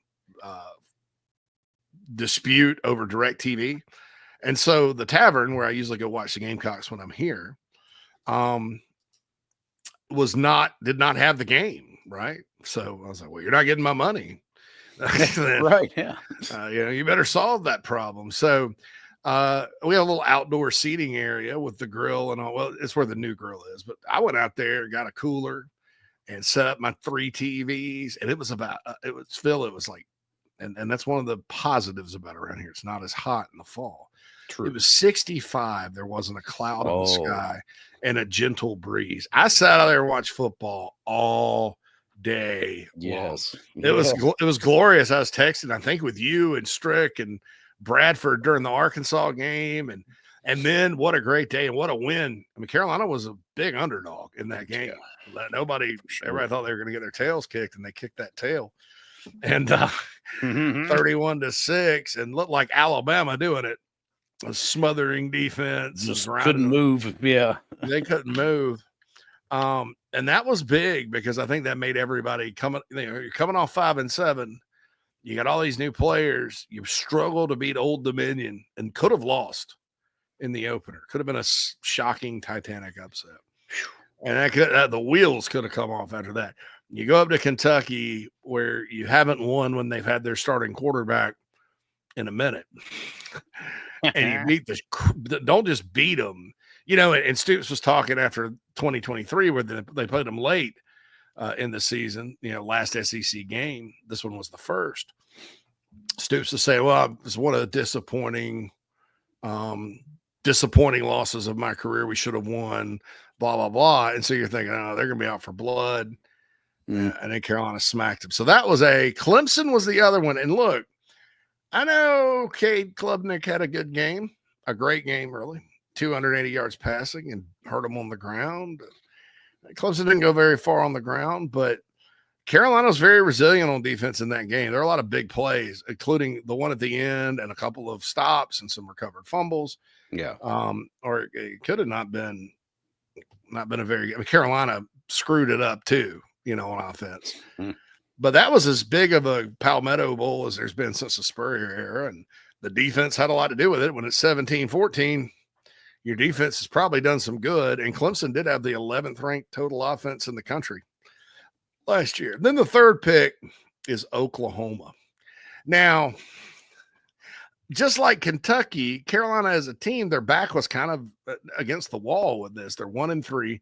You're going out to the 6th most winning program in the history of college football in a cathedral where they rarely lose. Right. Now, we knew the matchups favored South Carolina, but still, it's on the road, and Oklahoma needed a win too. And they probably thought, well, we're going to beat this struggling bunch. And Oklahoma, to their credit, played pretty well on defense, not as well as South Carolina. And you're looking up, and there's 10 minutes to go in the first quarter. It's 21-0, thanks to the defense. The offense did, on the first drive, put it in the end zone, but then the other two were defensive scores. Mm-hmm. So, to me, I voted Oklahoma just because I think when we get down the road, people are going to look back on that Clemson game and say LaNorris Sellers, right? The heroic he had in that game. People don't always remember Kentucky games, nor do they always remember the second game of the season or the SEC opener in a given year. You kind of look back on the more recent one. But I don't think anyone's ever going to forget the first time South Carolina went to Oklahoma, stomped them down. They're 32-3 at halftime and scored 2 defensive touchdowns and had a pick on the first play of the game. Right. I don't think anybody's going to ever forget that. But I'm going to say this, there are no wrong answers. Right. Oh, yeah. And I also voted Oklahoma just for the simple fact that you're 5 minutes into this ball game and it's over. just done. There's no coming back from that. Not with what the defense was putting out on the field. Kentucky's a good one because it was kind of like, here, let me introduce you to this defense. Yes. This is what it can do. This is what it didn't do last week, but what it can do for the rest of the season. And Please allow me to introduce that's right. myself. And it portended a lot of good play from what turned out to be arguably a pretty historic defense for South Carolina in 2024. I think my biggest other contender is you're 2 bad calls away from that LSU game being into this contender, because you had the pick 6 called back, which would have made that even more impressive. The more egregious phantom, OPI call that kind of turned the tide of that game and the balance on the road, and allowed them the ability to score. So that would have been my other contender had the outcome come a little different. But Oklahoma for me, and it is in the lead, JC, at 52%, at least as of about 3 minutes ago. Clemson coming in at 26, which I think there's a strong argument for that because that offense did put up some points in their own league. Kentucky, of course, coming in at 3rd, and other with 4%. Other. There are a couple of votes for other. Well, I'm with you. You know what was a good defensive performance, I thought? That you give up 27 points and lose, and they scored and kind of flirt. Alabama. The Bama game was also kind of on my radar. Going on the road and doing that. That LSU game was interesting because, if the pick 6 stands, that game's over, I think. And who knows? I mean, it's kind of like, LSU at that point starts pressing and trying to push it down the field, and probably mistakes are made, and that's it. But that LSU game is interesting because there was some crazy streak about giving up sacks heading into that game with their offensive line, and Carolina got to Nussmeier early. Now, I will give Nussmeier and those receivers and the offensive staff and the running back that was a freshman that did really good things. I'll give them credit. They were LSU had a good offense last year. Yeah. And they had a good game against a tough defense. I thought I'm not taking anything away from them at all. Maybe I'll take the win away from them for a bad call, but the way they played on offense that day was very tough and resilient because it did not start well. No, it did not start well at all for them. No. And but I did think it was just a good old SEC battle, and I think Carolina's D really, that was not a game where I went, oh, the defense screwed up, even though they did give up points and yards in it. So I think you make an excellent point there. Matt says not Clemson of those 3. That last drive alone was scary, even with a happy ending interception. Yeah, man, but they held them 14 points at their place, and they did not allow a passing touchdown. That's good defense. Yeah.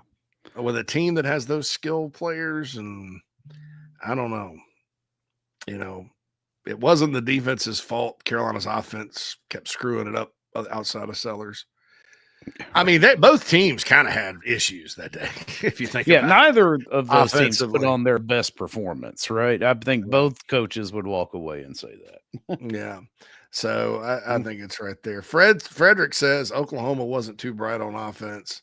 No. And had a tight end and running back attempting to block defensive ends. Yeah. And I knew they weren't very good offensively.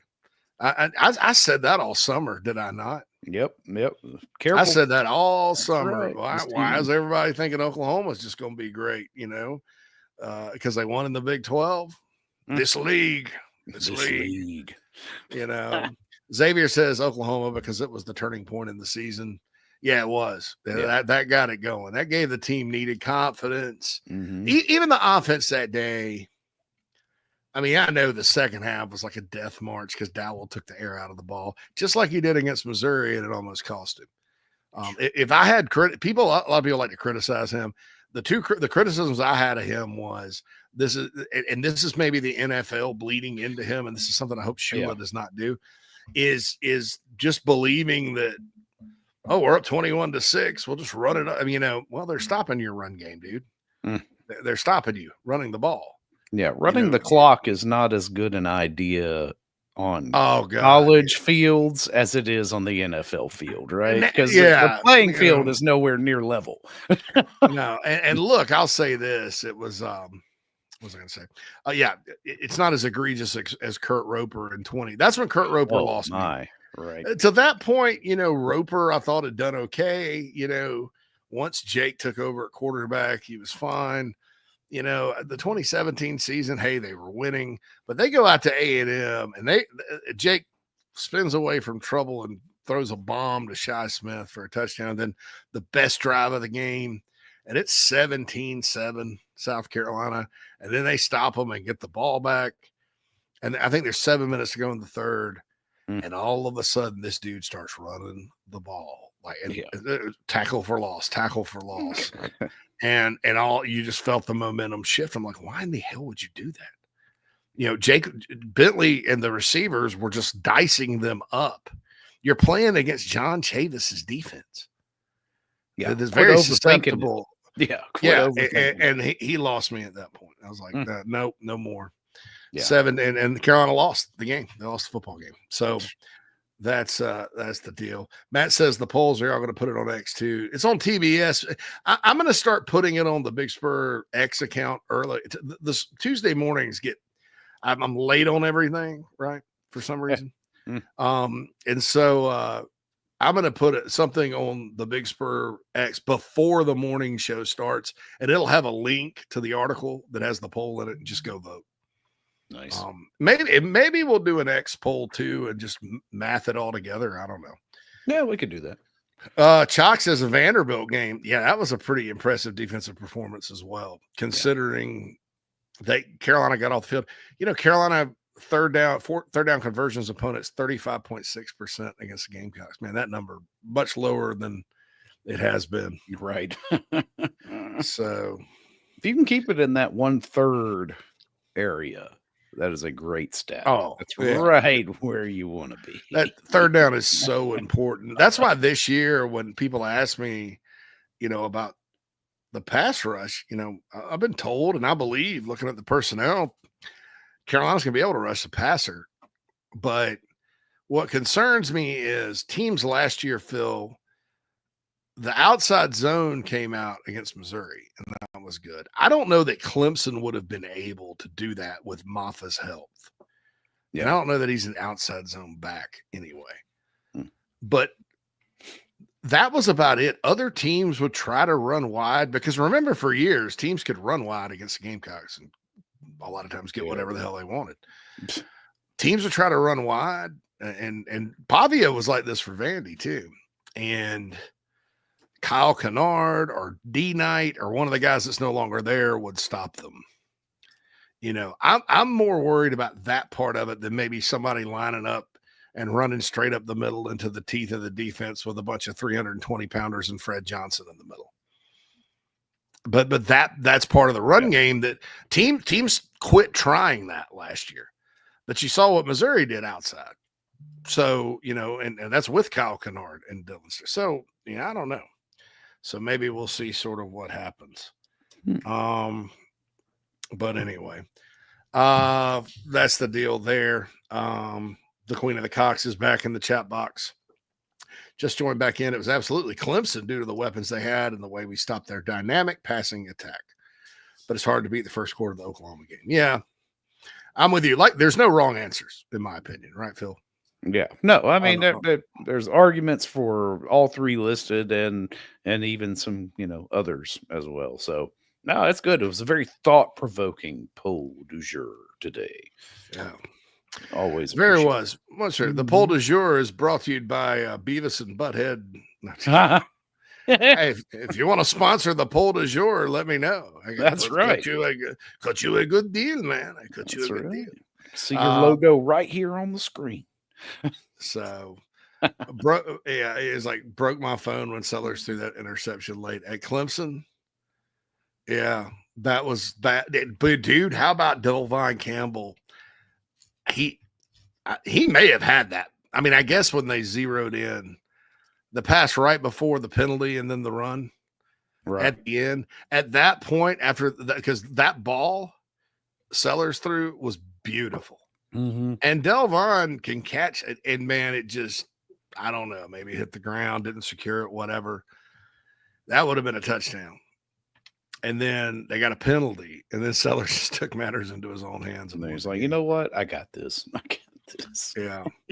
Bruin said that was Dowell Logan's biggest problem all year. He'd get up 7-0 after the first drive and go so conservative. Even Lindsey Graham questions the conservatism. Yeah, not always, not in every game. I mean, but this team did, and on defense too, this team did, even in wins, lose some momentum sometimes. Yeah. Texas A&M, they're up 17-6, and everything's going Carolina's way, and I'm sitting there, and it's about to be halftime, and A&M's up 20-17.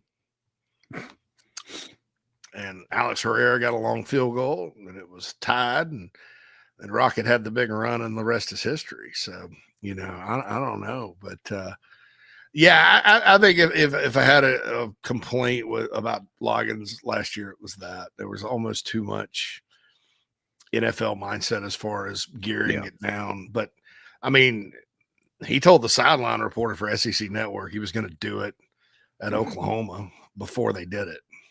Yeah. And that just got frustrating because it's like, man, they were up 32-3. And you know, Steve Spurrier coached here. You know, Spurrier, when he had the chance to run it up at Carolina, he did. Ask Arkansas. Well, I like the mentality. That Spurrier mentality is, it was like, listen, we're just going to do this until they decide to stop it. At the same time, you are up 29 on the road.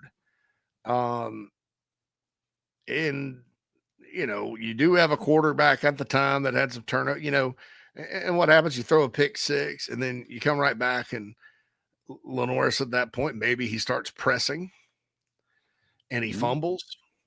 And then they score again, and they're only down 15, and then all of a sudden they got all the momentum. So I get it on the road. That's fine. It was just frustrating to watch. Now look, had the fake field goal worked, and I felt bad for Brady Hunt.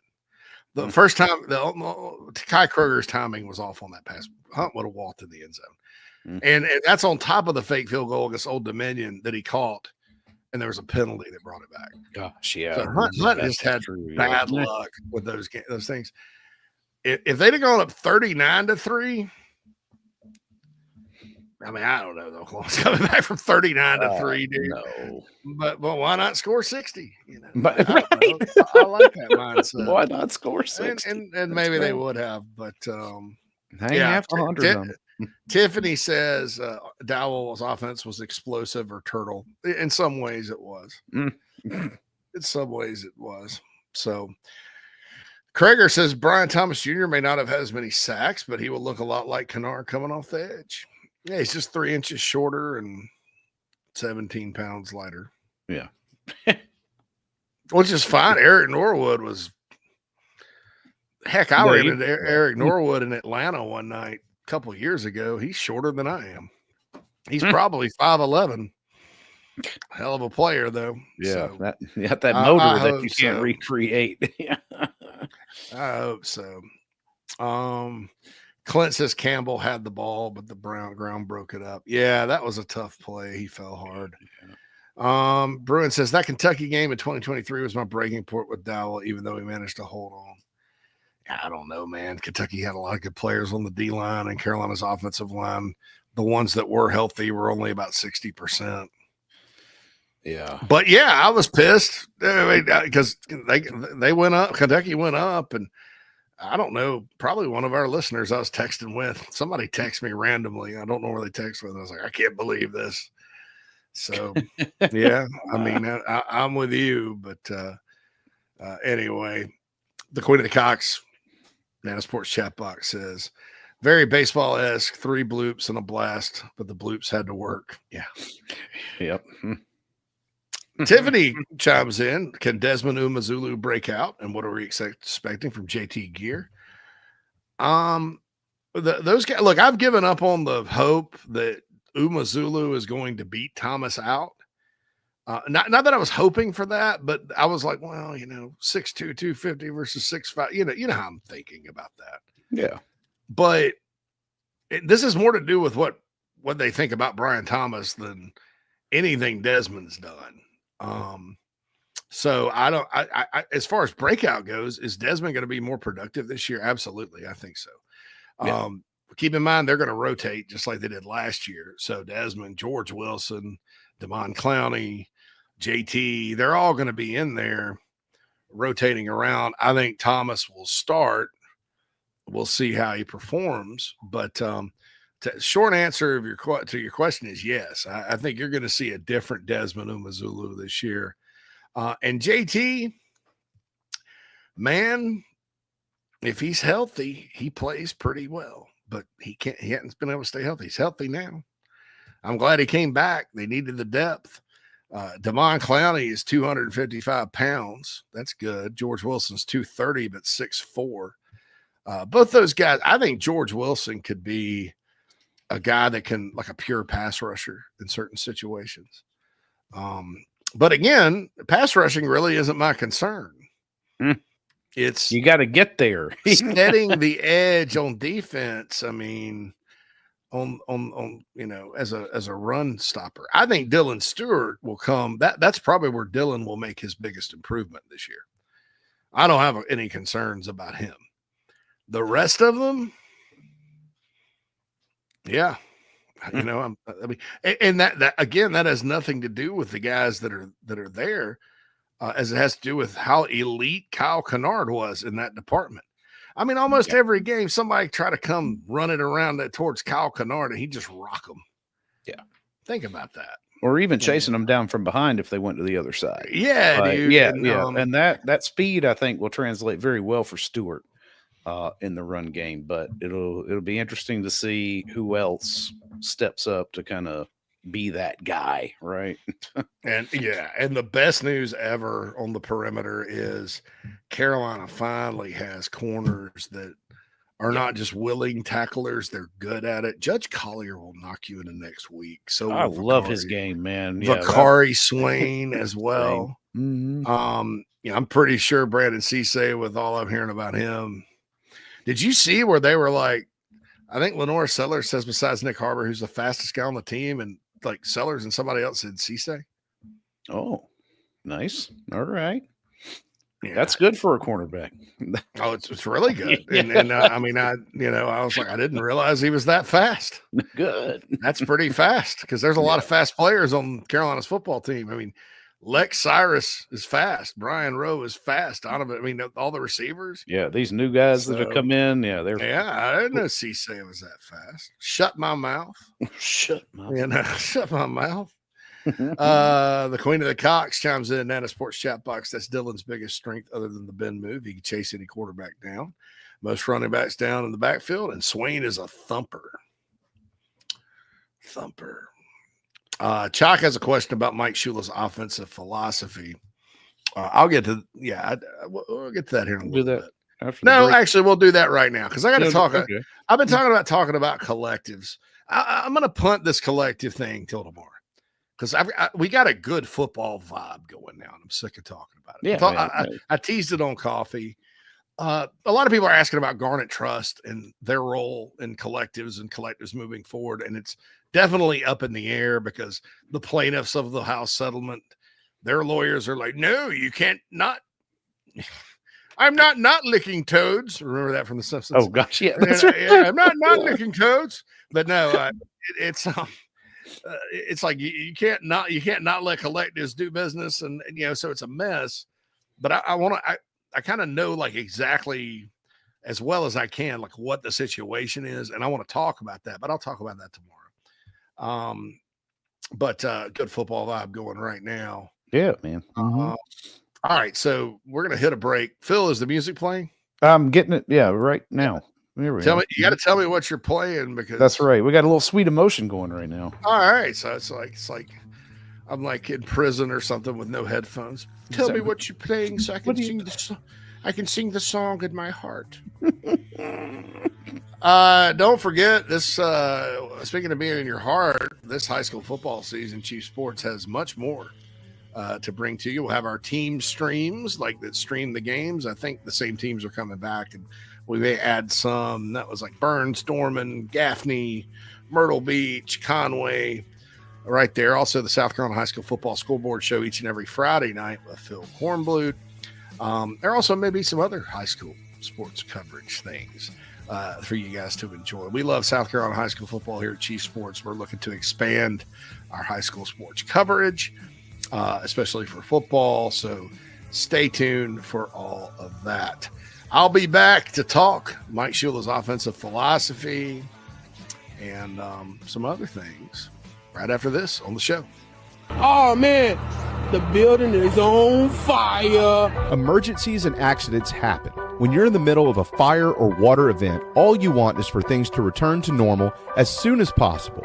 Resto Pros of the Midlands is with you, guiding you through the process and working with you to get your home or office back in working order. They'll answer your questions, discuss procedures, and can act as your advocate when it comes to processing your insurance claim. Resto Pros Midlands SC.com. Open 24/7 when you need them. Quality that is guaranteed.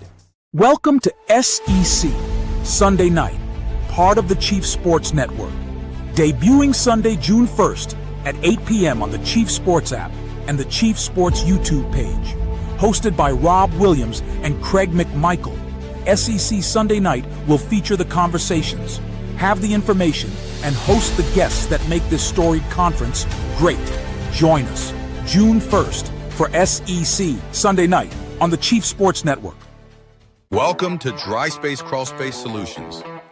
Basement crawl space encapsulation designed for your specific needs. Your crawl space can be susceptible to all sorts of issues, including moisture buildup, mold growth, and structural damage if not cared for properly.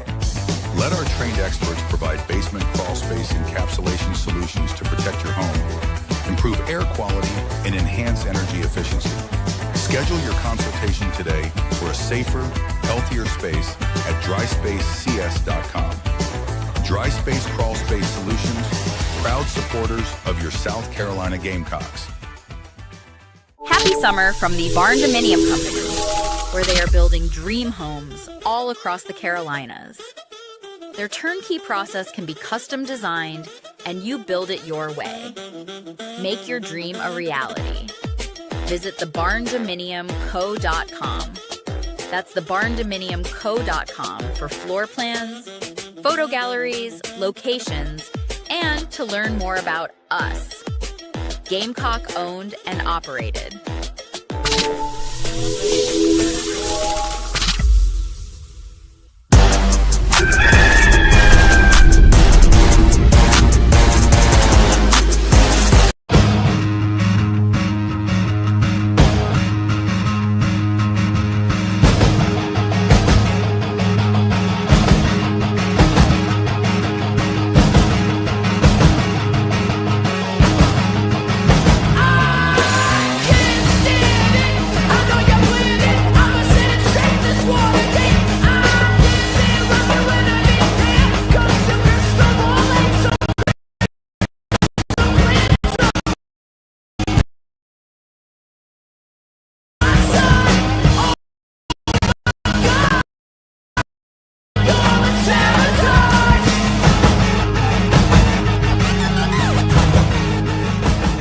Welcome back, everybody, inside the Gamecocks The Show. Here we are, final segment of the show here on a terrible Tuesday, talking some offense. Going to look at the Mike Shula offense.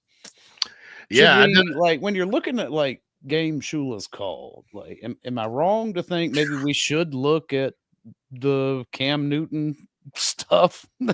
Just probably. I mean, you got under center. Yeah, I don't know that Carolina is set up to do that.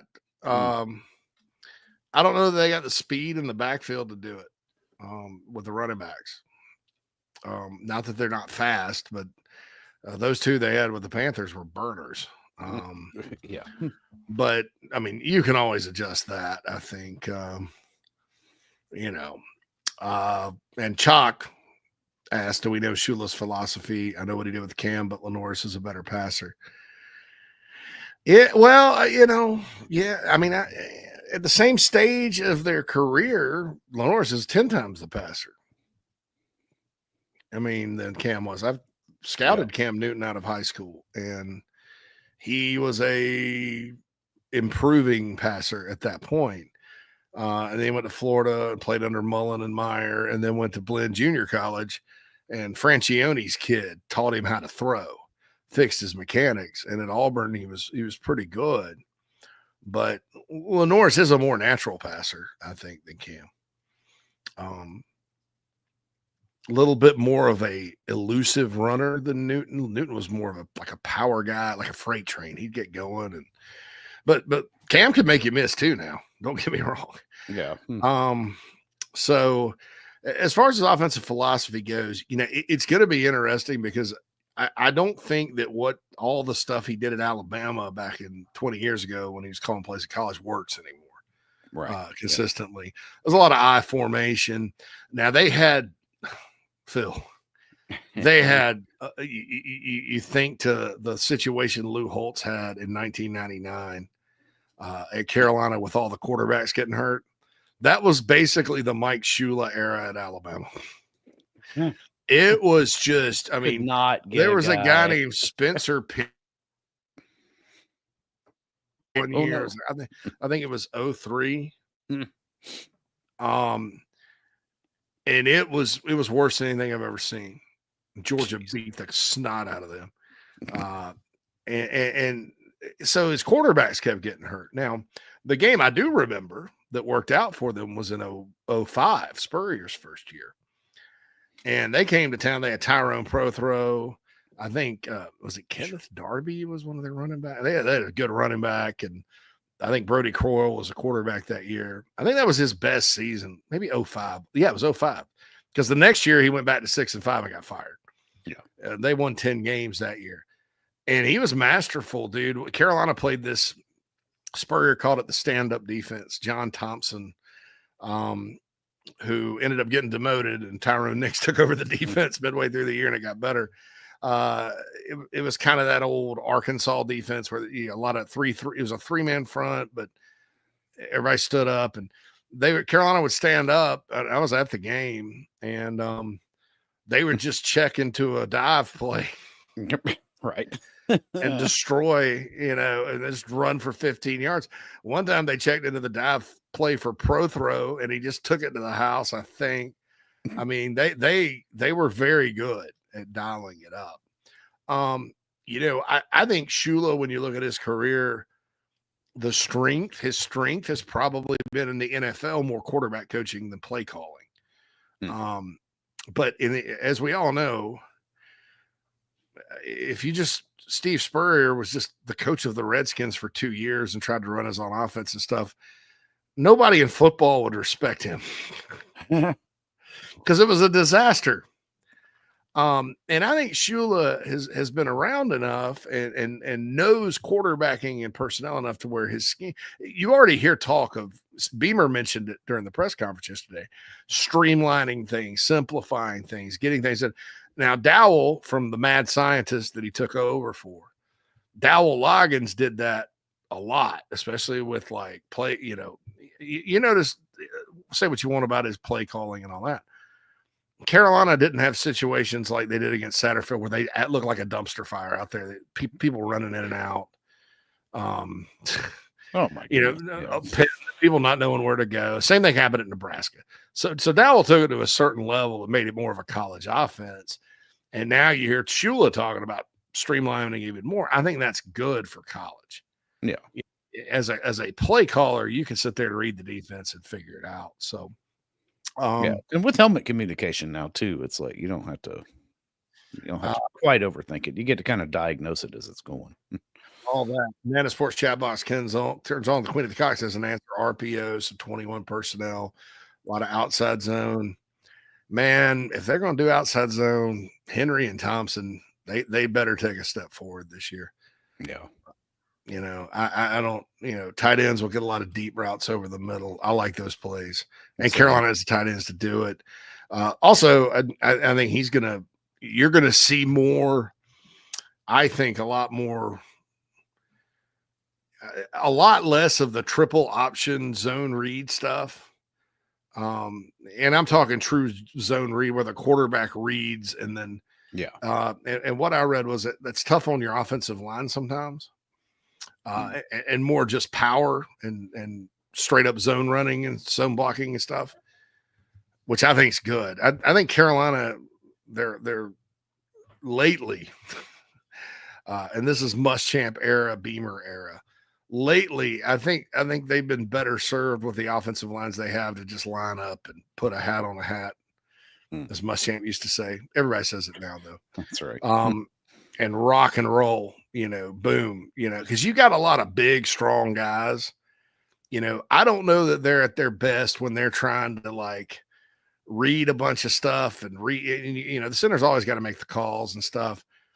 But I don't know that they're at their best with a lot of pulls and fancy stuff and slides and crap like that. I don't think that they're their best. I think they're their best where they just line up and knock the hell out of somebody. That's right. I mean, I think just make a hole. And just make a hole. Make a hole. And that's sometimes that's easy to defend. I'm not saying it's going to be totally that way. I think there'll be a lead blocker. In the bowl, one of the few things Shula did kind of put in was Maurice Brown as the lead blocker. And on that 36-yard touchdown run by Attaway, that kind of worked. There was a hole big enough to drive a van through. Oh yeah, it does your heart good as an ice cream lover. Yeah, ice cream truck. So the fullback, cornbread cowboy will That's definitely right. be happy with that. So I like the two back sets because I think you've got enough like diversity within the running back room that it adds a dimension to the game just naturally, because you could have two different style guys in there at the same time, along with LaNorris Sellers, who also has some pretty nifty moves. Yeah, I think so too. Now,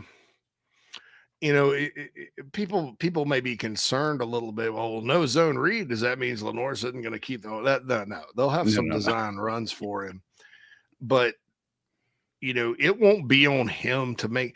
I mean, man, when you're sitting there and you're a first-year starter and you're trying, and I'm not saying Dowell was wrong with this. I think Dowell kind of had the right idea to take advantage of the talents, because if all else fails and you have a young quarterback that ultimately needs another year to kind of get it in the passing game, which LaNorris Sellers turns out did not. He ended up getting better and better, but sometimes you don't know that.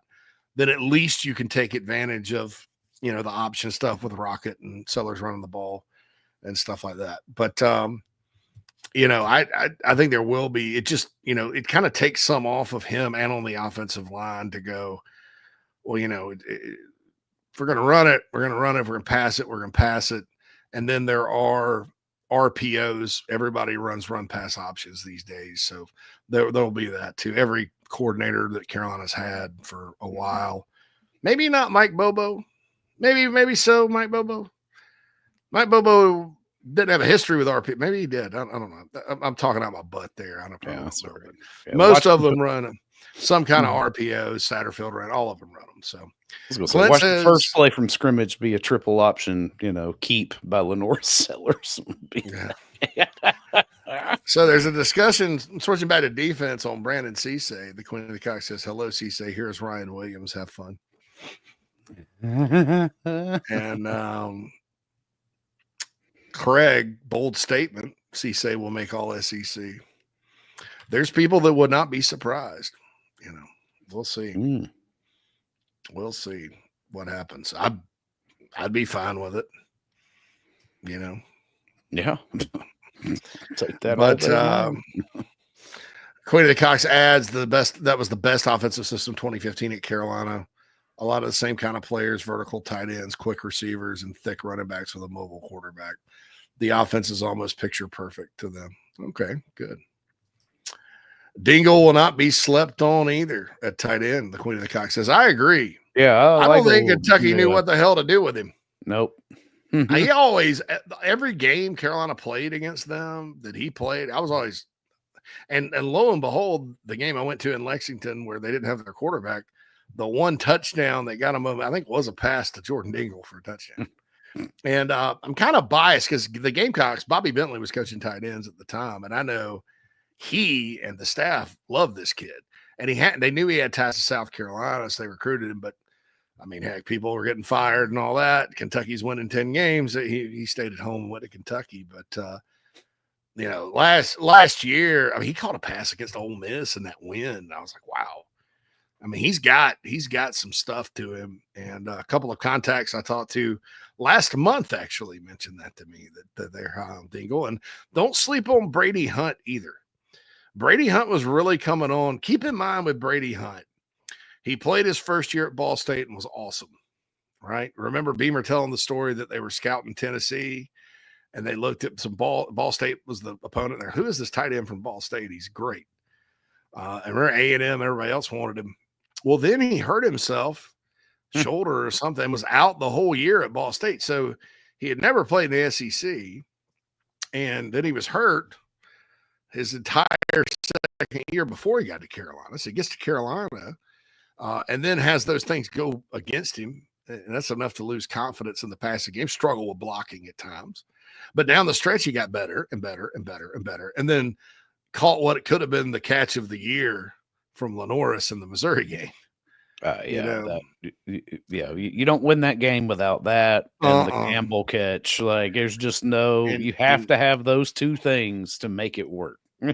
And he's good and has that hand he can run and all that. And I think in this year when he's finally healthy, because he got hurt right after that and that stunk. But I think that this year he could surprise. And then Maurice Brown, who I mentioned earlier, everybody talks of Sean Elliott was talking in the spring how explosive he is. And he is explosive athlete. Yeah. And so he could be kind of the fullback H-back guy. So they've got some options there for real. So, there's that. And Krager mentions Greg Olson with the Panthers, and that's Michael Smith. The Queen of the Cock says Jonathan Stewart compares to Oscar Attaway very well. Stewart wasn't a super fast guy, but he could bust you up. Once he got the second level, it was a problem. Faison and D'Angelo Williams are very similar. Okay, that's good. I watched the Panthers that year, but I don't really watch pro football to break it down. No. I kind of care about my fantasy team. I watch the Bears because I have to. Half the time it's at a Bears watch party on Sunday, so it's I'm sitting there wine, women, and song. But Brandon says Michael Smith and Brady Hunt breakout year, calling it. Yeah, it's going to be interesting, and I was talking on Coffee, Phil, for this offense. I noticed nobody's brought up the offensive line except me, simplifying and all that. Yeah. But if the offensive line can go from liability most of the time to just liability some of the time, i.e. average, because you're going to struggle. Yeah. I don't care if you have like LSU.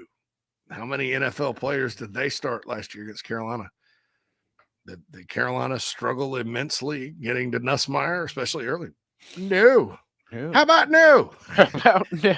But in this league, that's just kind of how it is. Yeah.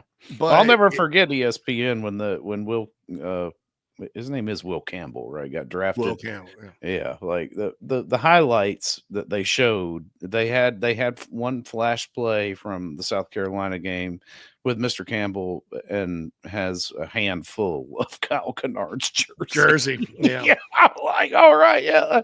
Yeah, look, he holds pretty good too. Look at that. Yeah. Bruin said offensive line has to get better. No excuses. Yeah, I was just talking about this discussion that we've had on the offense. I know it comes up from time to time, but so that I think that's a pretty much a given that it should improve. It has to get a better. Mm-hmm. You can't struggle again. You're going to struggle sometimes. I'll promise you that. Maybe the first game, but the body of work needs to be better.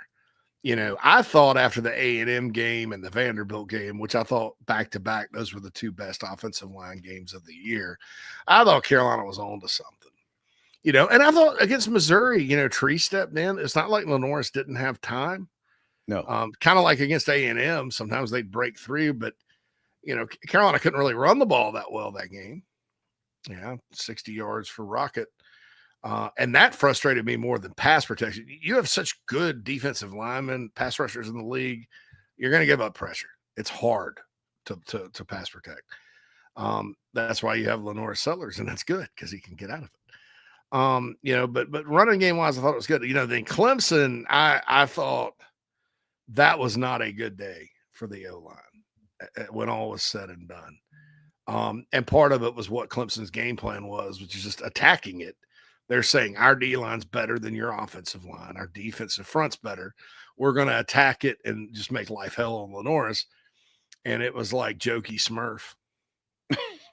Blew up in their face. Boom. Yeah. Anyway, but if they can get good play out of that, what you want out of an offensive scheme for Mike Shula, I think, is be good at everything. Right. Right. That's right. Just excel at everything and you'll be good fine. At everything. Yeah. And just because, and I talked about this on Coffee Field, what defensive coordinators will do is they'll go, what are they good at? What did Illinois try to do last year? What are they good at? Where are their strengths? Well, running the ball and run the ball, right? LaNorris Sellers escaping pressure. Okay, we're not really going to pressure him all that much, although they did somehow get a sack in that game. We're just going to drop and we're going to make him kind of pick us apart in the passing game. And that they did a good job in the first half of kind of slowing Carolina. I still think that the results and the outcome of that game, maybe they could have made it close, or if South Carolina had not shot itself in the foot so many times with scoring opportunities, right?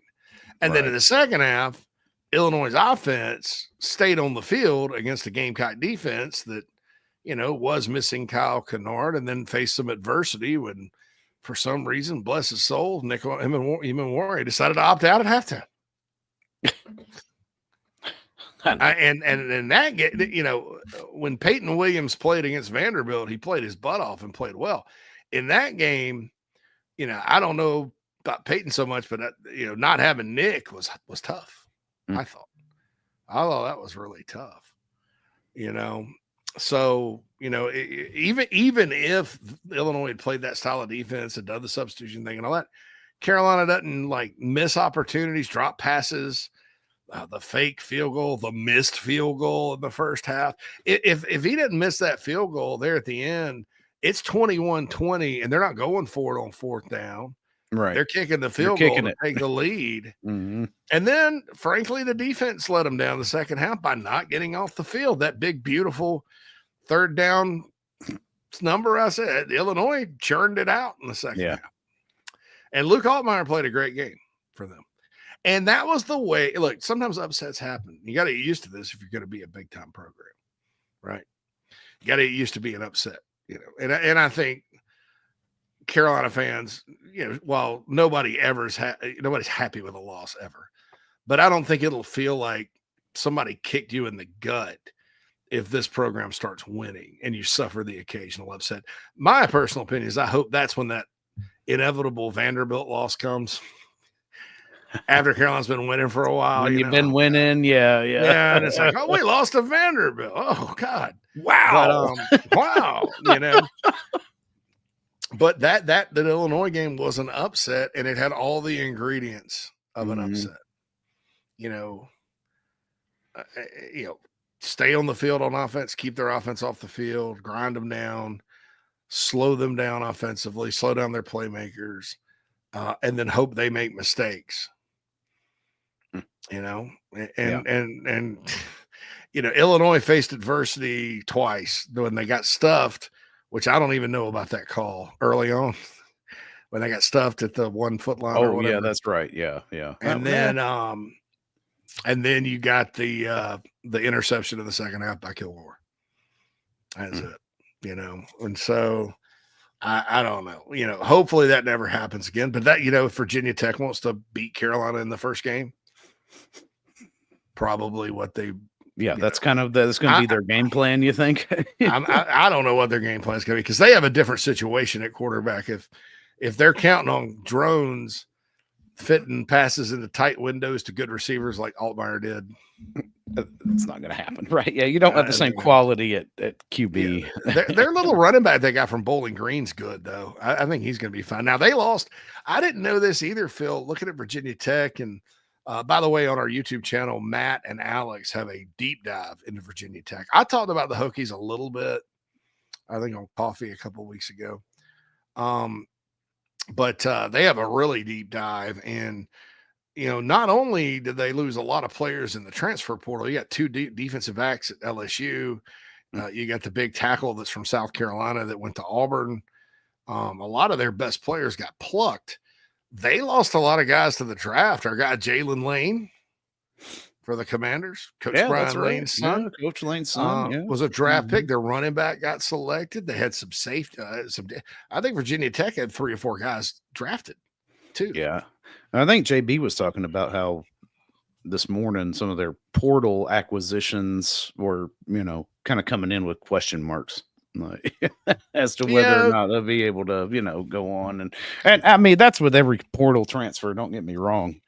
I'm always careful with that. But yeah, you're right, Phil. I don't want to start feeling confident about this, at all. I'm going to be nervous until the clock I'm not. Because guess what? South Carolina has new players too. That's true. Everybody's got new players. So far with the portal, Carolina, Shane Beamer and his staff have done a fantastic job, finding guys in the portal and hitting on guys. I mean, gosh, this was news to me. Beamer was talking about Demetrius Knight, and he's like, a coach from another school he used to play at called me up and said, that guy can't play for y'all. Yeah. I'm like, are you serious, Clark? It's like, that guy can't play for you. Like, well, really? So hold this beer. Hold this beer. They have an offensive lineman named Jaden Muskrat, who was at Auburn. I guess he was a walk-on there. So Emmanuel Hickman from South Florida, pretty good player at edge for them. They got a defensive tackle from Georgia Southern as well, Elijah Fall. Brandon Bennett, Carolina great Brandon Bennett's son, is the backup running back right now. Donovan Green from Wake Forest is a receiver, 4-star guy out of high school, just hadn't stayed healthy his whole career, but probably is going to be pretty capable. They got a linebacker from Pitt, Jordan Bass, who's huge. As far as, are these guys, and Terrion Stewart's the running back from Bowling Green. They got a Clemson player too, Sherrod Coble, who is a 4-star Clemson commit out of high school. I think he's from Virginia. He went back. So I don't know, man. I'm just this is an intriguing one here. I think from Hampton, Jazari Priester, defensive lineman, 6'8", 250. That's a big boy. It is big. But kind of slight. Yeah. So Chalk adds in the Nana Sports chat box. Every year we say, just not this year, Vanderbilt. That's right. You just got to keep that going. Just not this year. Yeah. But my opinion on Virginia Tech is this: they're going to try to surprise the Gamecocks a little bit because there's so many new players. They're going to come out in some scheme on both sides that they don't think Carolina's going to prepare for. And I think they're going to try to take advantage of Drone's leg and, maybe try to establish the run and get and go. If I were them, I would go tempo. Whereas Illinois slowed it down, if I'm VT, I'm going fast. It's the first game. You've got a lot of new players. Yeah, well, on the defense, Carolina, for sure. Oh, yeah. And that has nothing to do with talent. It's you're going so fast and you got a lot of new players at linebacker. And by the way, whoever, I don't know who chimed in and said LaNorris Sellers talked well about Sean Murphy as well. Oh, I need to go back and listen to all of that, but that's good because I know Justin Okoronkwo and Fred Johnson are good and fast. A lot of people have questions about Murphy because didn't play a lot at Bama and then was hurt at Florida State last year. And I think anytime you start thinking about Florida State, you're like, I don't know. Based on what happened, you just don't want that memory. Hey, at least he didn't play every game in that 2-10. Look, man, Carolina, they're on the field next year on this defense. There will be 3 players that were evaluated and recruited by Nick Saban out of high school. and then a 5-star D tackle in Brownlow Dindy, Dylan freaking Stewart. I mean, there's some dudes or dudes that had potential, coming in. And then in your secondary, they've been in this program ever since, Clayton White arrived. So it's not like they're getting, the familiarity on the back end is there. Yes, Torian Gray's been going in his 5th year too. So anyway, have you started playing the music yet? Now I'm about to fire it up now. Let's just fire it up, dude. Let's do it. Let's do it. Yeah. So Brandon mentions Boaz Stanley being a huge get. I agree, Brandon, because the center position, the Newsome in the spring game, he was on LaNorris' team. He's got a little ways to go there. And so and I think that's one of the reasons they got Nolan Hay, is because it's like, because you're always pondering the what ifs as a coach. Do you think Sellers dropped the scoop on the center position? Or, I mean, we kind of all penciled in Stanley as the center, right? Well, Beamer said it after spring, and then we had Darren on, and he's like, they're all going to compete. And hey, Nolan Hay brought in here to, whoa, what? Huh? And then Beamer didn't backtrack, but he was like, after spring, Boaz was the starter. Look, Boaz is 6'5", 325, Hayes 6'3", 308. Nolan Hay will have to be just a lot better center than Boaz, I think, to win it because of size. But I also think, out of this, Nolan Hay is a really good player. He can play all 5 positions, and he's also got a redshirt year. Yeah. So, I was looking at that last year. So there's 2 of them, or after our conversation yesterday, but 2 of those incoming O linemen, I think, have eligibility left after this season. And then you got 1 6-year, and then one that's two to play 1. I know Newsome has more years. I knew that. I just I don't think it's Sharp. Maybe it is Sharp. Nick Sharp's another guy. No, we didn't talk about him all spring because he was hurt. They love that kid. They freaking love him. When they got him early in the portal, we love him. Yeah, he's a redshirt senior too, so I would imagine this is his last season. Last go around. That's a guy, because if they leave Tree out of tackle, I don't know who the starting guards are going to be. I would think Trevon Ball would be one. Marquis Anderson's healthy, but Nick Sharp is also 340 pounds and played 800 plus. Like, it's one thing to be 340, and man, he can only go like. Yeah, he can't go all game. Right. My man gets tired. And dude, it ain't like he looks like a chiseled 340. He's only 6'2", man. Yeah. He's got a long belly. But he's not fat. No. But he's got a long belly. There's some girth when they talk about girth. But he can move, and he's strong as an ox. And I saw some clips of him blocking Peter Woods from Clemson. He did a pretty good job. So they got their ass handed to him as a team. But individually, Big Boy was out there, and he played every snap of every game. So, his conditioning's fine. I saw some clips of him on his Instagram working out. It's like he's back in the high life again. I hope we're not playing that song, by the way, because that would have been amazing. No, but that would have been great. Yeah, it's if I'd have just if I'd have done that, anyway. So I can't count him out either. This has been a fun football discussion as always here on Inside the Gamecocks The Show. Ooh, it's only Tuesday. Terrible Tuesday. Alrighty, back here tomorrow.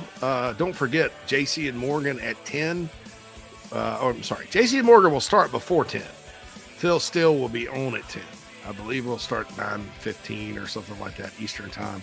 The earlier the better for me. I mean, maybe earlier, but check ChiefSportsNetwork.com or also our social media channels, Instagram at ChiefSportsNet. We put the daily show schedule up every single day, so we'll have a confirmed time.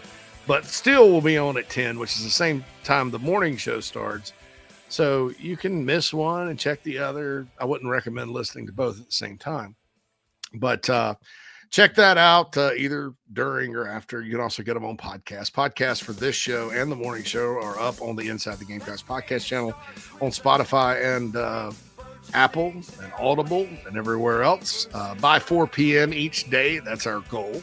Sometimes it doesn't happen because of technical issues, but most of the time we've been getting it up. Phil and I work on that together. So check that out as well. The Late Night Gamecock Show will be back tomorrow night with Alex and Matt. They always have good stuff to talk about. Download the Chief Sports app, like all of our social media. Thanks to all our sponsors. We love all you Club Chief members in the Nana Sports chat box, and we will be back tomorrow. For Phil, the Mad Dog Mullinexis, JC Sherbert, and Inside the Gamecocks Show. Have a great, terrible Tuesday, everyone.